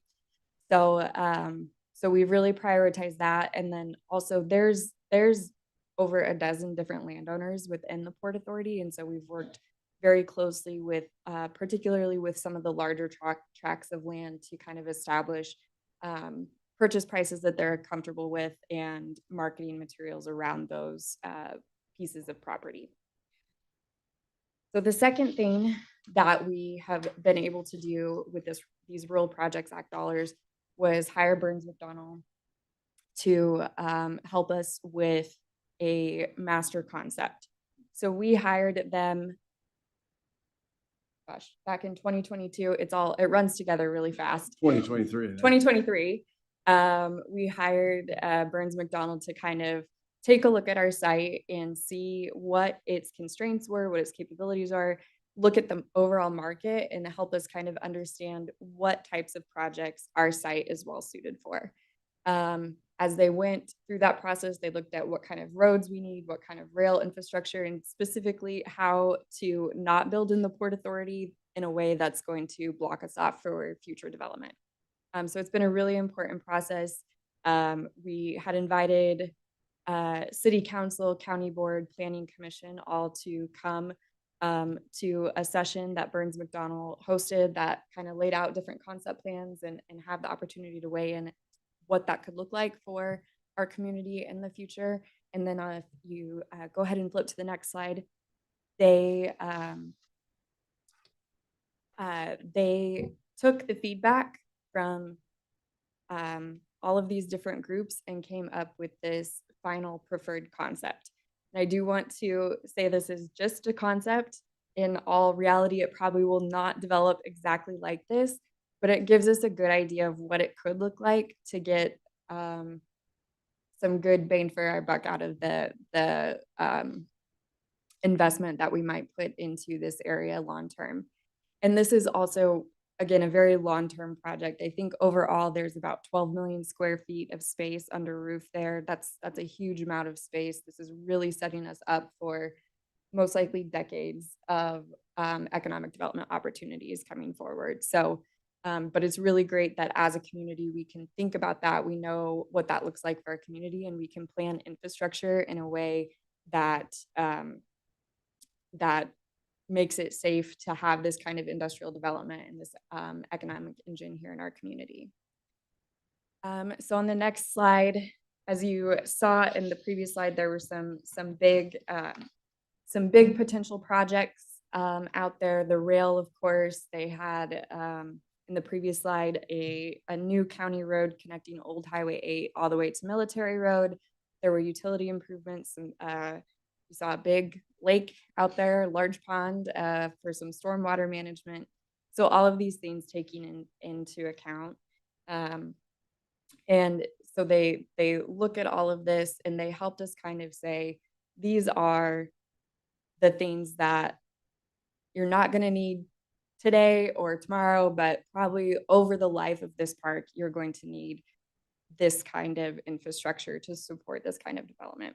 So if you go to the next slide there, these were kind of the 5 projects that were low-hanging fruit, so to speak, projects that inevitably at some time we're going to need for the Port Authority. And it gave us kind of a conceptual opinion of cost as to what that could look like and help us really start understanding how we plan for that kind of investment long term. So this is what they came up with and is the reason why the Port Authority went out when these grant dollars were available and applied for engineering for Morningside Road improvements. As you'll see, it's nearly a $10 million price tag for the construction of that road. In the plan, it was laying out a 3-lane road with rail crossings, some really significant drainage considerations out there as well. And so it is a hefty project, but we're excited to be able to at least fund the engineering and make sure that we're engineering to a great capacity in the future.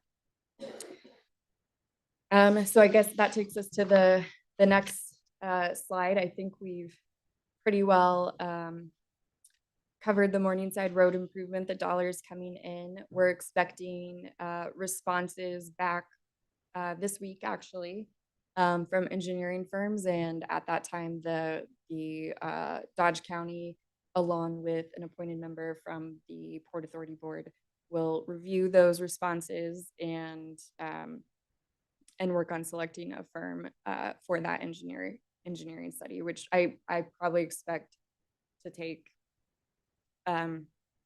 probably 6 to 12 months for that study to be completed. And then on our final slide, the question that I always get is, when are we going to see construction out there? So I wanted to take a second to address that.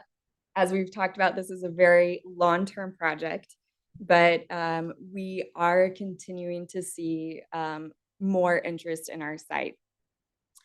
So last year, we had the final concept from Burns Mac and some good deliverables that can help us market the site. We presented the opportunity at a couple different conferences and met with a variety of regional brokers. We did open projects for 7 new prospects, that's out of market companies that were considering locating in our area. And there were a handful of others that we had inquiries from, but we didn't end up opening a project just because from the very get-go, we knew our development timeline just didn't match their needs, or our utilities just did not match their needs. Last year, we also had 3 site visits. I will say that last year was a very quiet year for economic development, and that's very typical in an election year, that we just don't see the amount of inquiries that we do. And then regardless of election outcomes, the following year is incredibly busy, which I think we have already, we've already about surpassed everything in 2024 and 2025. So we're a little crazy at our office right now, but we are getting a lot of inquiries. And usually development timelines for projects coming in, if they were to land in our community, is anywhere from 2 to 3 years. And their site selection process might be anywhere from 6 months to 2 or 3 years. So it'll still be some time before you're seeing any dirt moving. I don't have any announcements to make for you tonight. But I think it is good to know we're getting a lot of good feedback on our site. When projects are looking for a site, they're usually looking in multiple states, and they start with maybe 20 or 50 sites that they're looking at, and then they keep narrowing it down until they're honed in on 5 or 6. And so the fact that we've had 3 site visits, we've made the top 5 3 times, which is really encouraging. So it's just the batting average isn't great, but we'll get there. So with that, I think We'll be glad to answer your questions. Councilman Sukram. Yeah, I'm glad you mentioned utilities. Yeah. So has there been like a plan forward to get utilities just from, not just from us, from maybe from other directions?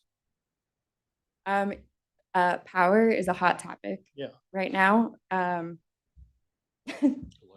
Jeff is, I can Jeff is speak for squirming. Jeff, but I don't know if he wants me to. Yeah, before Jeff speaks, let me make sure all of you are aware, because I certainly wasn't until I became chair of the Inland Port Authority. About 1/3 of this area is controlled by the Fremont Department of Utilities, and 2/3 is controlled by the Omaha Public Power District. So we have a unique situation out there. Jeff?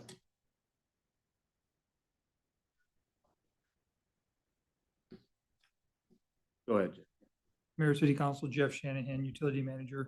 Yes, as Governor said, we have about the 1/3 of that area is the Department of Utilities. All of it would be water, sewer, and natural gas.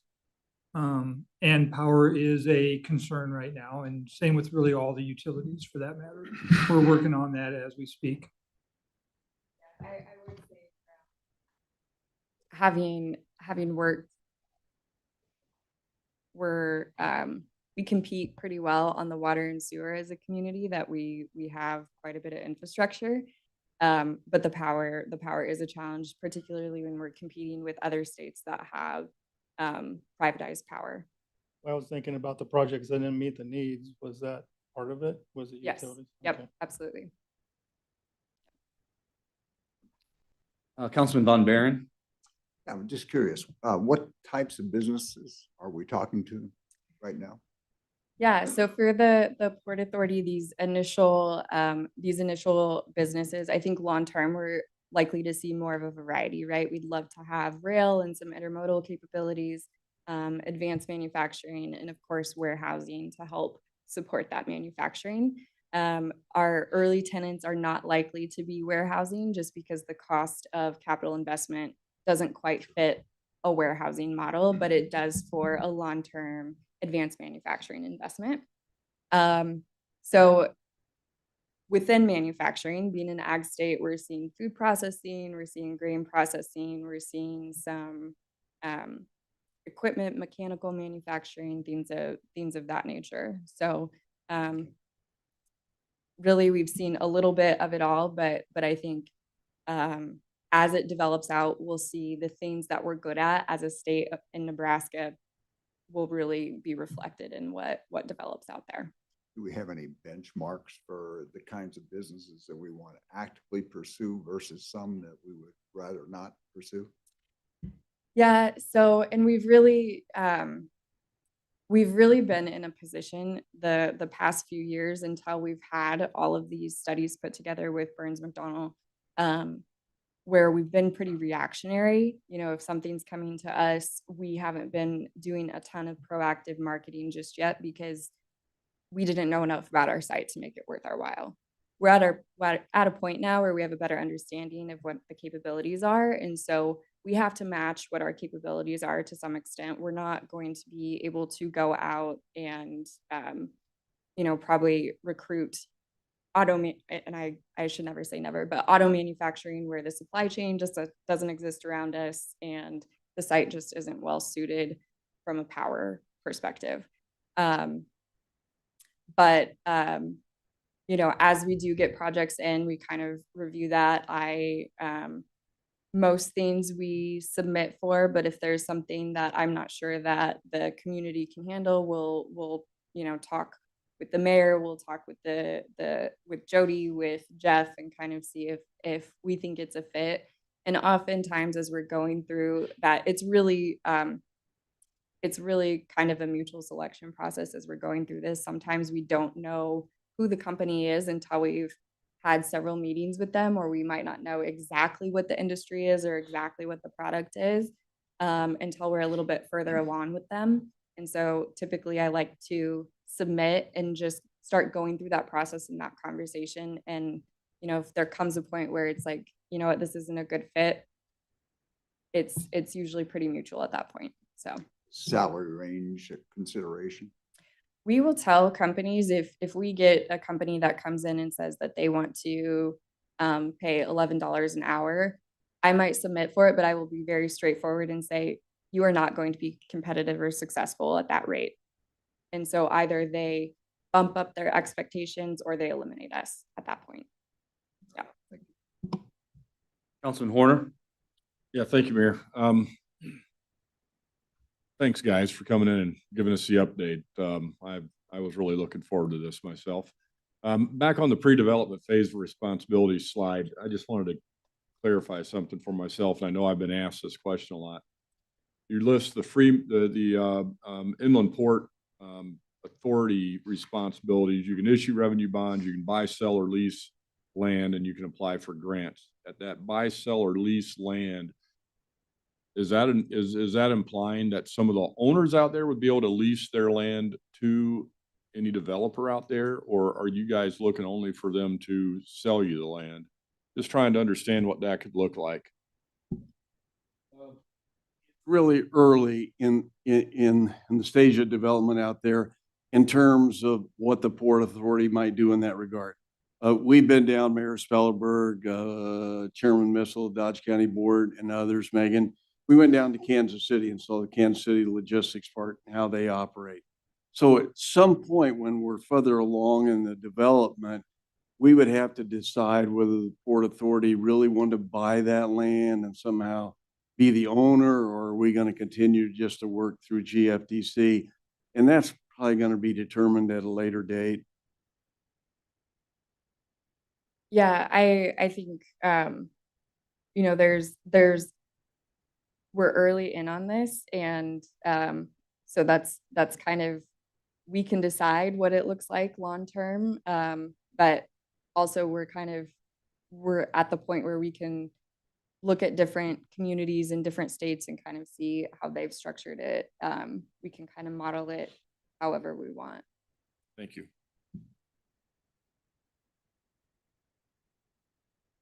Any other comments or questions from the council? I would just like to thank you both for your leadership in this project. This has been 2021, we started this project. One thing I realized is economic development. This is a long-term game, especially when you're dealing with this big of a site. But we really have an advantage here in Fremont with our site to be able to have this amount of space that has gone through the zoning process, that again has been vetted for industrial development. This is a really premier site for the state of Nebraska. And so when Omaha is getting requests, a lot of those are coming to this site in Fremont. And so it has really turned Fremont and put us in a very good competitive position to be able to attract future industry to this community, help us continue to grow, provide high-paying jobs, and capital investment. And a lot of the capital investment, and these are good jobs, this is good capital investment and good future growth for the community. And you know, that's why I see over the long term where we're really going to see the benefit of this site. And you know, that this is where we got today is basically 4 years of work when you think about it. But I also do want to you know, say that the landowners have all been cooperative. We've been really out in front early on with them, letting them know about the process, and again, walking them through what we were doing. And so we went through the comprehensive planning process with the city, where we designated this area for industrial development as a port authority. So the land use map and all those things reflected, and all those things went through a public process where we could get feedback. And so I guess I'm really pleased with how the process has gone and how we've just taken, again, one step in front of the other for this site. I think all that foundation that we're laying is going to, you know, create some really amazing fruits for Fremont in the future. So I commend you both for what you're doing, and we'll keep chugging along. So are there any other comments or questions for these two? Councilman Von Baron. Yeah, and I'm not trying to pick anything here, but part of this is self-vindication. It's just some thoughts. I was accused of not having a lot of facts in the Fox interview, but it does tie directly into this. My concern is that we've got a history lesson I think we can learn here. In 2019, we opened a very large project, which was about $400 million, kind of not a port authority, but on that scale. And yet, 3 years later, we were classified by the U.S. Census Bureau as the poorest city in our class after all that economic development. 3 years later, if you look at what happened, our Fremont, if you go to the Nebraska Department of Revenue, the data says that we were actually in wage deterioration. We were actually, the rate of wage growth had slowed and it was being suppressed. What's so interesting about it is I just took a look in the last couple of weeks, 4 different independent sources. It says that Fremont right now is probably about $3.20 an hour below the average of the state of Nebraska. And I think if based on a 13,000 workforce, and again, this is not critical of what you're doing, but it's just a fact. But if that's true, 13,000 people, that's a net loss of revenue for Fremont of about $80 million per year versus the state average. And you can check my numbers, but those come from the Department of Revenue. So part of my concern is that we learn from the lessons of the past, you know, and I realize the Morgan issue has been a big one, but at the same time, if you go back to the USDA, the reason I asked about food processing is because those are the types of jobs that, of course, do attract migrants. Fundamentally, they're good people. But if you go back to the Economic Policy Institute and some of the others that have commented, they will tell you, along with Congressional Budget Office, the University of California, University of Northern Iowa, basically say that poverty levels tend to be reflected in the levels of migrants in a community. 2022 census said when they did their over and unders, estimated Fremont has something like 6,000. Well, as you look at the congressional record says that probably over 60% of those are probably illegal, which puts our illegal numbers something like 4,000. And, you know, you can go on and on. Yes, they pay taxes, but the congressional records show that they probably pay less than 20% of what they actually consume in a community.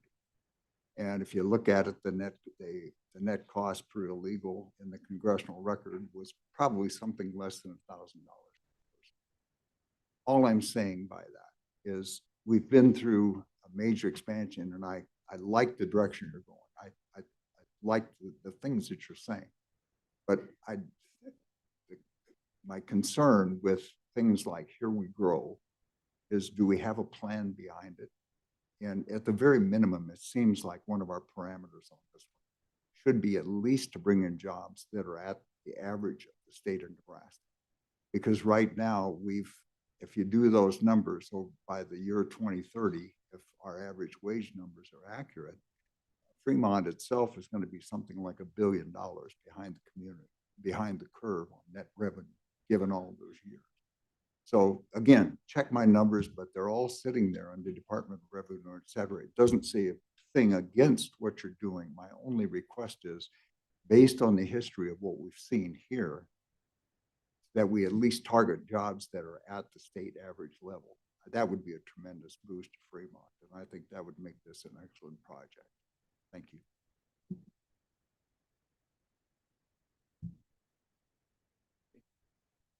Both. Thank you. Are there any comments from the public on this item?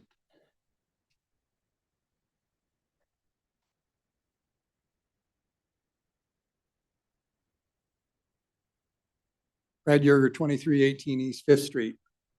I too would like to applaud Governor Heineman and Megan Stiles for bringing a report to the council and to the public tonight on what's going on Port Authority. It's pretty important to the community. As I listened to the presentation, I had a couple questions that came up that at either tonight or at some point in the future, perhaps we could clear up. One of the charts was early on in the presentation, showed the property acquisitions that have been made thus far in association with the Port Authority along the railroad tracks. Several weeks, if not months ago, I raised a question about those acquisitions as to ownership and how much had been expended to purchase those farm grounds. The search of the assessor's records at the time made it look like that GDFC is the property deed holder, not the Port Authority. Not sure that's accurate, but that's what it looked like to me when I visited the site. And when I added up the amount of expenditures, again, you can fact check me, but it seemed like it was approximating $20 million. And I wondered where those funds were coming from. Now, maybe they were coming from grants or whatever, because the Port Authority has financing capabilities, but that wasn't really addressed or covered tonight. I had hoped that perhaps in that chart, they would have expanded the discussion to include who owns those properties now that the acquisitions have been made and how much had been expended. The other thing that I'd like to raise on behalf of the public, myself included, is that as Councilmember Von Baron said, I hope we learn from the lessons from the past. One of the things that I caution the council about has to do with utility development and the costs of utilities. I firmly believe that as we have expanded our business opportunities in Fremont with some major suppliers, that we have expanded our capabilities at certain of our plants, electric and wastewater and the like. we've expanded them beyond capabilities necessary for the populace of Fremont because of business. My concern is, as we do that, hopefully in our fee structures, we are causing those that are the cost causers to bear the cost of those and not to be having that subsidized by the ratepayers of Fremont, who have seen their utility bills in all facets, whether it's gas, electric, water, et cetera, all escalating significantly over time, year after year. And to the extent that we're expanding businesses, which is a great thing. But if they place a burden on our utility requirements, then we need to make sure that we drive those cost recoveries to the cost causers. So I encourage you to keep those in mind as the Port Authority works through these details and the kinds of businesses that are coming, because they'll all have different types of demands potentially, just as those that we already have here have placed demands on our lagoons and everything else that perhaps we didn't need at the time, but we needed them for the businesses. We'll probably be facing that again in the future as the Port Authority expands. So as leaders of the community, hopefully you'll keep that in mind on behalf of us that are ratepayers of Fremont. Thank you.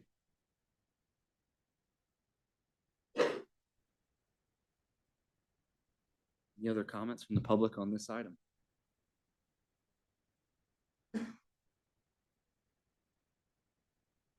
All right, any additional comments from council? I just would like to say, one of the advantages of going through the process of being designated as an inland port authority was the opportunities for grant dollars to come into the community. And as was mentioned, $2 million, because we were designated as an inland port authority, is coming in to help start the development for Morningside Road. Another grant that was available was the Nebraska Rural Projects Act grant that the Greater Fremont Development Council applied for. That was $30 million to come into the community that would help develop rail served sites in the state of Nebraska. That's how important that was to the state to develop this industry throughout Nebraska. And this specific site, again, is part of that growth. So this has opportunity for grant dollars to come in. And that's, again, one of the advantages of being able to go through this long-term site development process, is that we can access those monies we wouldn't been able to access before. That is a big value to this, going through this process. So, Councilman Sukram. If there was no more comments, I was going to make a motion. Councilman Jensen. And I was second.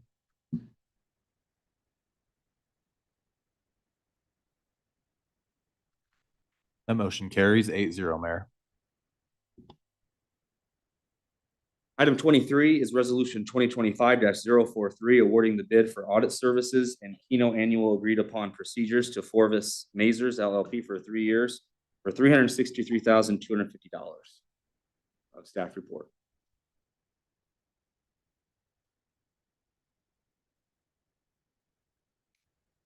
Jennifer Nab, Finance Director, Honorable Mayor, City Council. Thank you. We put out an RFP for audit services because we are coming to the end of our contract. It is for 3 years, which is the cycle that we've been doing these RFPs for. I mailed out to 13 different audit firms. We, as you may or may not know, it's tough to get auditors. And we did get 2 bids in. The other bidder, while it looked like a very reputable firm, their proposal did not indicate utility experience, and just a bare mention of Nebraska, and the folks that they recommended were not CPAs in Nebraska and did not on their resumes have any Nebraska municipality experience. Forvis is our current auditor. Their bid was 9% higher, but given their experience and expertise, the staff is recommending that we award the bid to Forvis. And I'm available for any questions. Questions from the council?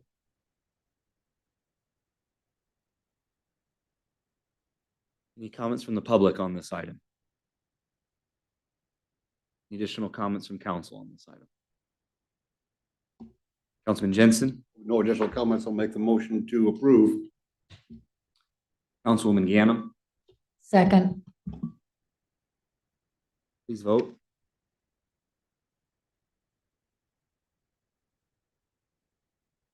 Motion carries 8-0, Mayor. Item 24 is resolution 2025-047, authorizing the mayor to sign a change order to Miko Henny for the Street Parks Fleet Maintenance Building. A staff report from Jeff Shanahan.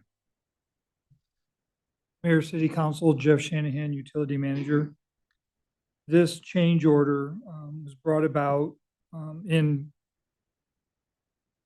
we hired Miko Henny to build this facility for the Street Parks and Fleet Maintenance Building in October of 2020 or December of 2024. We asked JEO to, once we got the bids back, we asked JEO what it would cost to build another building on the site. So we had them look at that.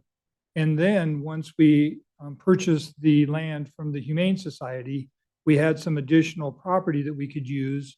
So we asked JEO to also look at moving the site south about 30 feet. What that does for us is allows us, we were having to put the fence for the water plant right up against the tower in order to get the proper drainage and detention cells that we had to have for the building. So this change order is to move the site south 30 feet.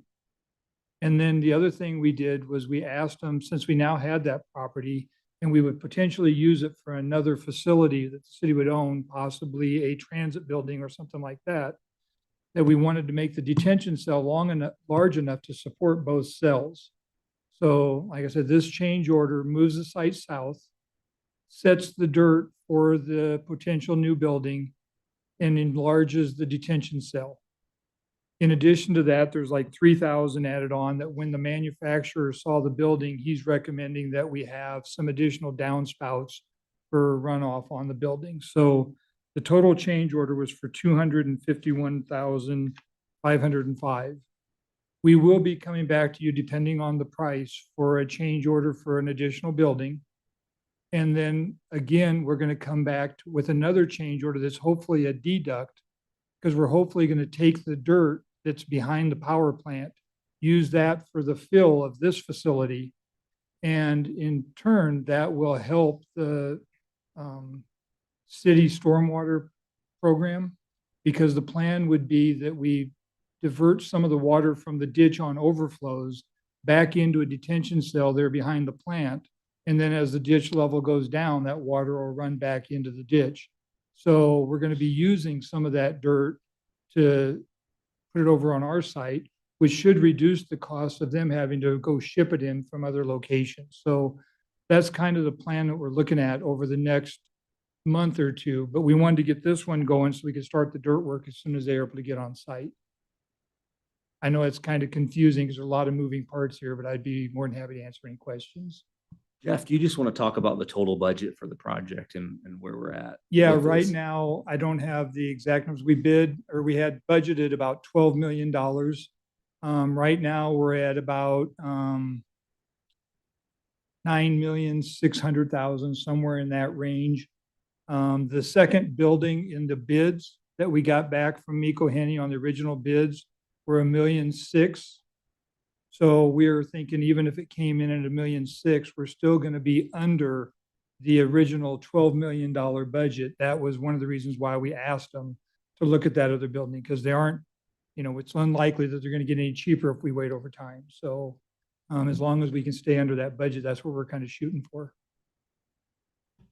Councilman Peterson? I know it's a ways off, so we do this, and then I'm assuming you'll vacate the old buildings and sell those if you factored in, but use that to kind of help pay that off a little bit, so to speak. No, we haven't. I'm just looking at what it's costing us to build this building, and it's already been in our budget. So those things have been accounted for. They will certainly come back in and will help offset some of those costs. The city's planning to sell those buildings, so good, good. Okay, thank you. Councilman Horner? Thank you, Mayor. Thank you, Jeff. Appreciate the explanation. You know, I guess, and I'm fine with the changes. Do we know what those other change, I mean, do you have any idea what the coming change orders are gonna cost us?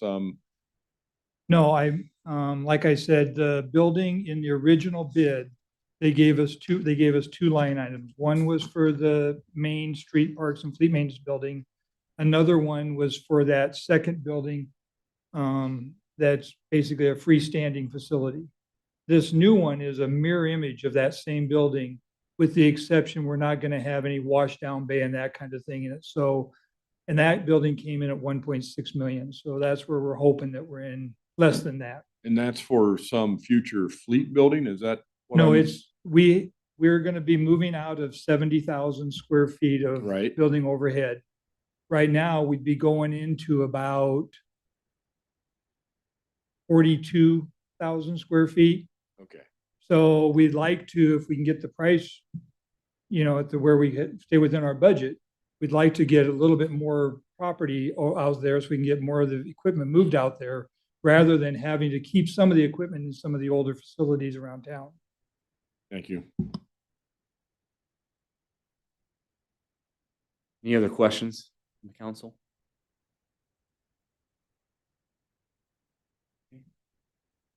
Thank you, Jeff. Appreciate that. Thank you. Any comments from the public on this?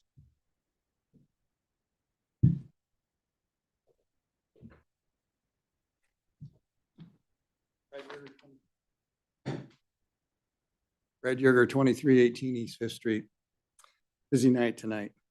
I only had one question, and it had to do with the acquisition of the Dodge County Humane Society property that is adjacent to what's being discussed tonight, and whether or not this expansion southward has any impact on that existing property, its property lines currently, and any expansion capabilities that might be necessary should the city plan to use that as a animal shelter facility, for which I thought it was purchased in the first place.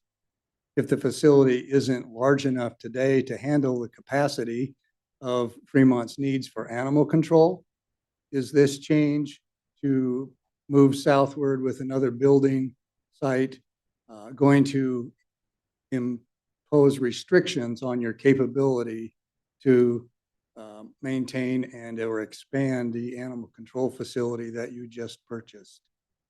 If that's likely to have some impact, then I think you need to think about whether or not that property was purchased with the intent of it being a humane society, or if it was just purchased to expand DU building facilities in the first place. That certainly wasn't known to the public at the time of your acquisition of that property. I assume that everyone thought it would be used for animal sheltering. But if that's not the case, and or if the setbacks are problematic by moving closer, which I think there may be some issues there already relative to that being a grandfathered animal control facility. I just ask you to take that into account as you think about what's the boundaries and any impacts created by the runoff drainage, et cetera. If you're trying to protect the Humane Society for future use, that building for future use, as you renegotiate the Forever Home contract or any other contract for animal sheltering, if that's not the building that we purchased for that use, you wouldn't want to build around it so tightly you couldn't affect any expansion that's necessary for that purpose either. So I just ask you to consider that. Thank you.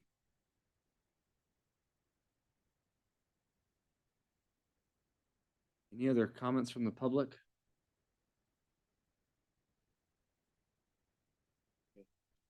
All right, any additional comments from council on this item? Councilman Jensen, If there's no additional comment, I'll make the motion to approve resolution 2025-047.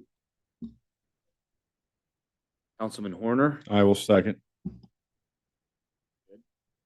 okay, cast your votes.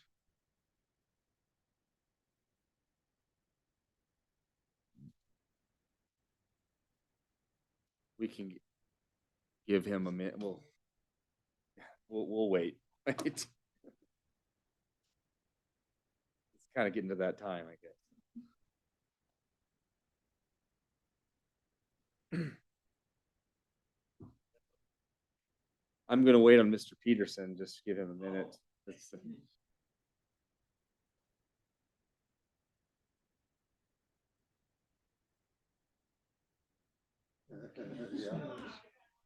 I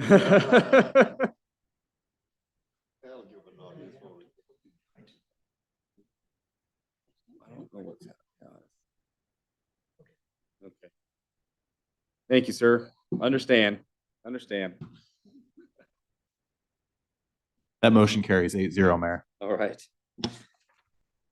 Okay, item 25 is resolution 2025-049, authorizing the mayor to execute the development agreement with Roger and Deborah Men for the Men Event Center project. Thank you, Mayor, City Council, Travis Jaycott, City Attorney. This is an item related to item number 5 for that conditional use permit that was discussed previously. One of the conditions for that project was to enter into an agreement containing the terms that you see before you now. Those main terms were that the developer would contribute toward a turn lane that is not adjacent to the project that the developer is building, but quite a ways up the road that is impacted by this development. Another term that the developer agreed to was to be voluntarily annexed in the future, so the city would benefit from tax revenues for that development. And the third item was regarding construction of a sewer system that the developer will pay 100% of the cost for that system. And that is right adjacent to the property. So I'll be happy to answer any questions. Any questions from the council? Councilman Jensen? Just on the $50,000 towards the turn lane, what percentage of that total cost does that represent? 10%, 20%? We're not certain what the exact cost of that will be. We have an estimate for roughly $390,000 to complete the project. I'm hoping by the next meeting or the meeting after that, we'll have an interlocal agreement between the city and the county that'll distribute the city's contribution to that turn lane and the county's contribution to that turn lane. So we don't know what the total cost would be quite yet. Councilman Horner? I don't have a question, Mayor. I just have a comment and I will be brief. Just in light of just looking at the timeline on this started back in about November. And the thought has occurred to me as I've kind of gone through this thing and looked at it that I really think we need to be thinking as a city on how we can partner with people who want to make investments in the city and bring services and everything to the city so that we can figure out how to maybe get some of these kind of things done a little sooner. And I know there's a lot of moving parts, and I'm not being critical of anybody. I'm not trying to criticize anyone in this, but I know there's a lot of moving parts. But here we are, we're going to still be permitting at this point. We may be March, we may be April or whatever before building. And time's money for these folks that are trying to, that want to contribute and that want to, create value in the community and bring services. And I just want to challenge us to maybe think about ways that we can be creative and come up with ways where we can partner with them and kind of move these things along a little quicker. Any other questions or comments from the council? Mr. Mayor, if I could. Go ahead. Jody Sanders, City Administrator, to Councilman Horner's point about making things happen perhaps a little more quickly. This particular project right now is outside of city limits within our extraterritorial jurisdiction. So our habit is to, when there's an event center or something larger that's going to attract a crowd, we ask for a traffic study. Well, that was news to the county. And so we've had conversations with the county.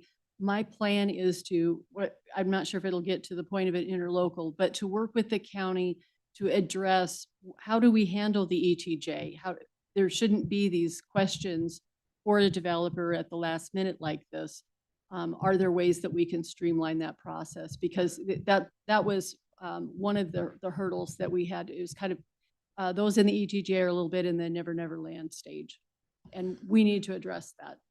Yeah, and thank you, Jody. I get it. It's a learning process for all of us, and I'm just hoping that we're learning and that we're certainly trying to improve. And I know we are, but I just wanted to make the comment. I really think it's important that we view this thing as a partnership and try to work with these guys that want to and women and men and women and people that just want to come in and spend some money in the community and then bring us some new services. I'm kind of excited about this project. Councilwoman Lathrop. I too am excited about this project, and I want to thank you for your continued interest in this project. It is something that Fremont really needs. I know that firsthand after my daughter just got married. So thank you for your continued progress. Any other questions or comments from the council? I'll now open it up to the public. Any comments from the public on this item? Okay, any additional comments from council? Councilman Horner. If there are no additional comments, Mayor, I would make a motion that we approve resolution number 2025-049. Councilman Sukram. Well, second. Please vote.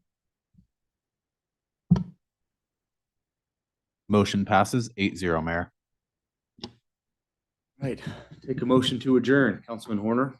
I'll make the motion to adjourn. Councilman Sukram. Second.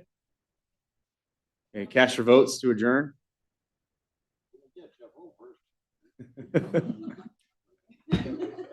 A motion carries 8-0. We are adjourned. Have a good night, everybody.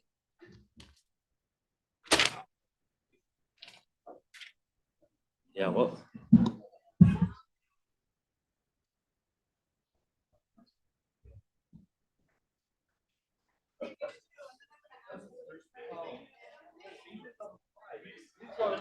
Over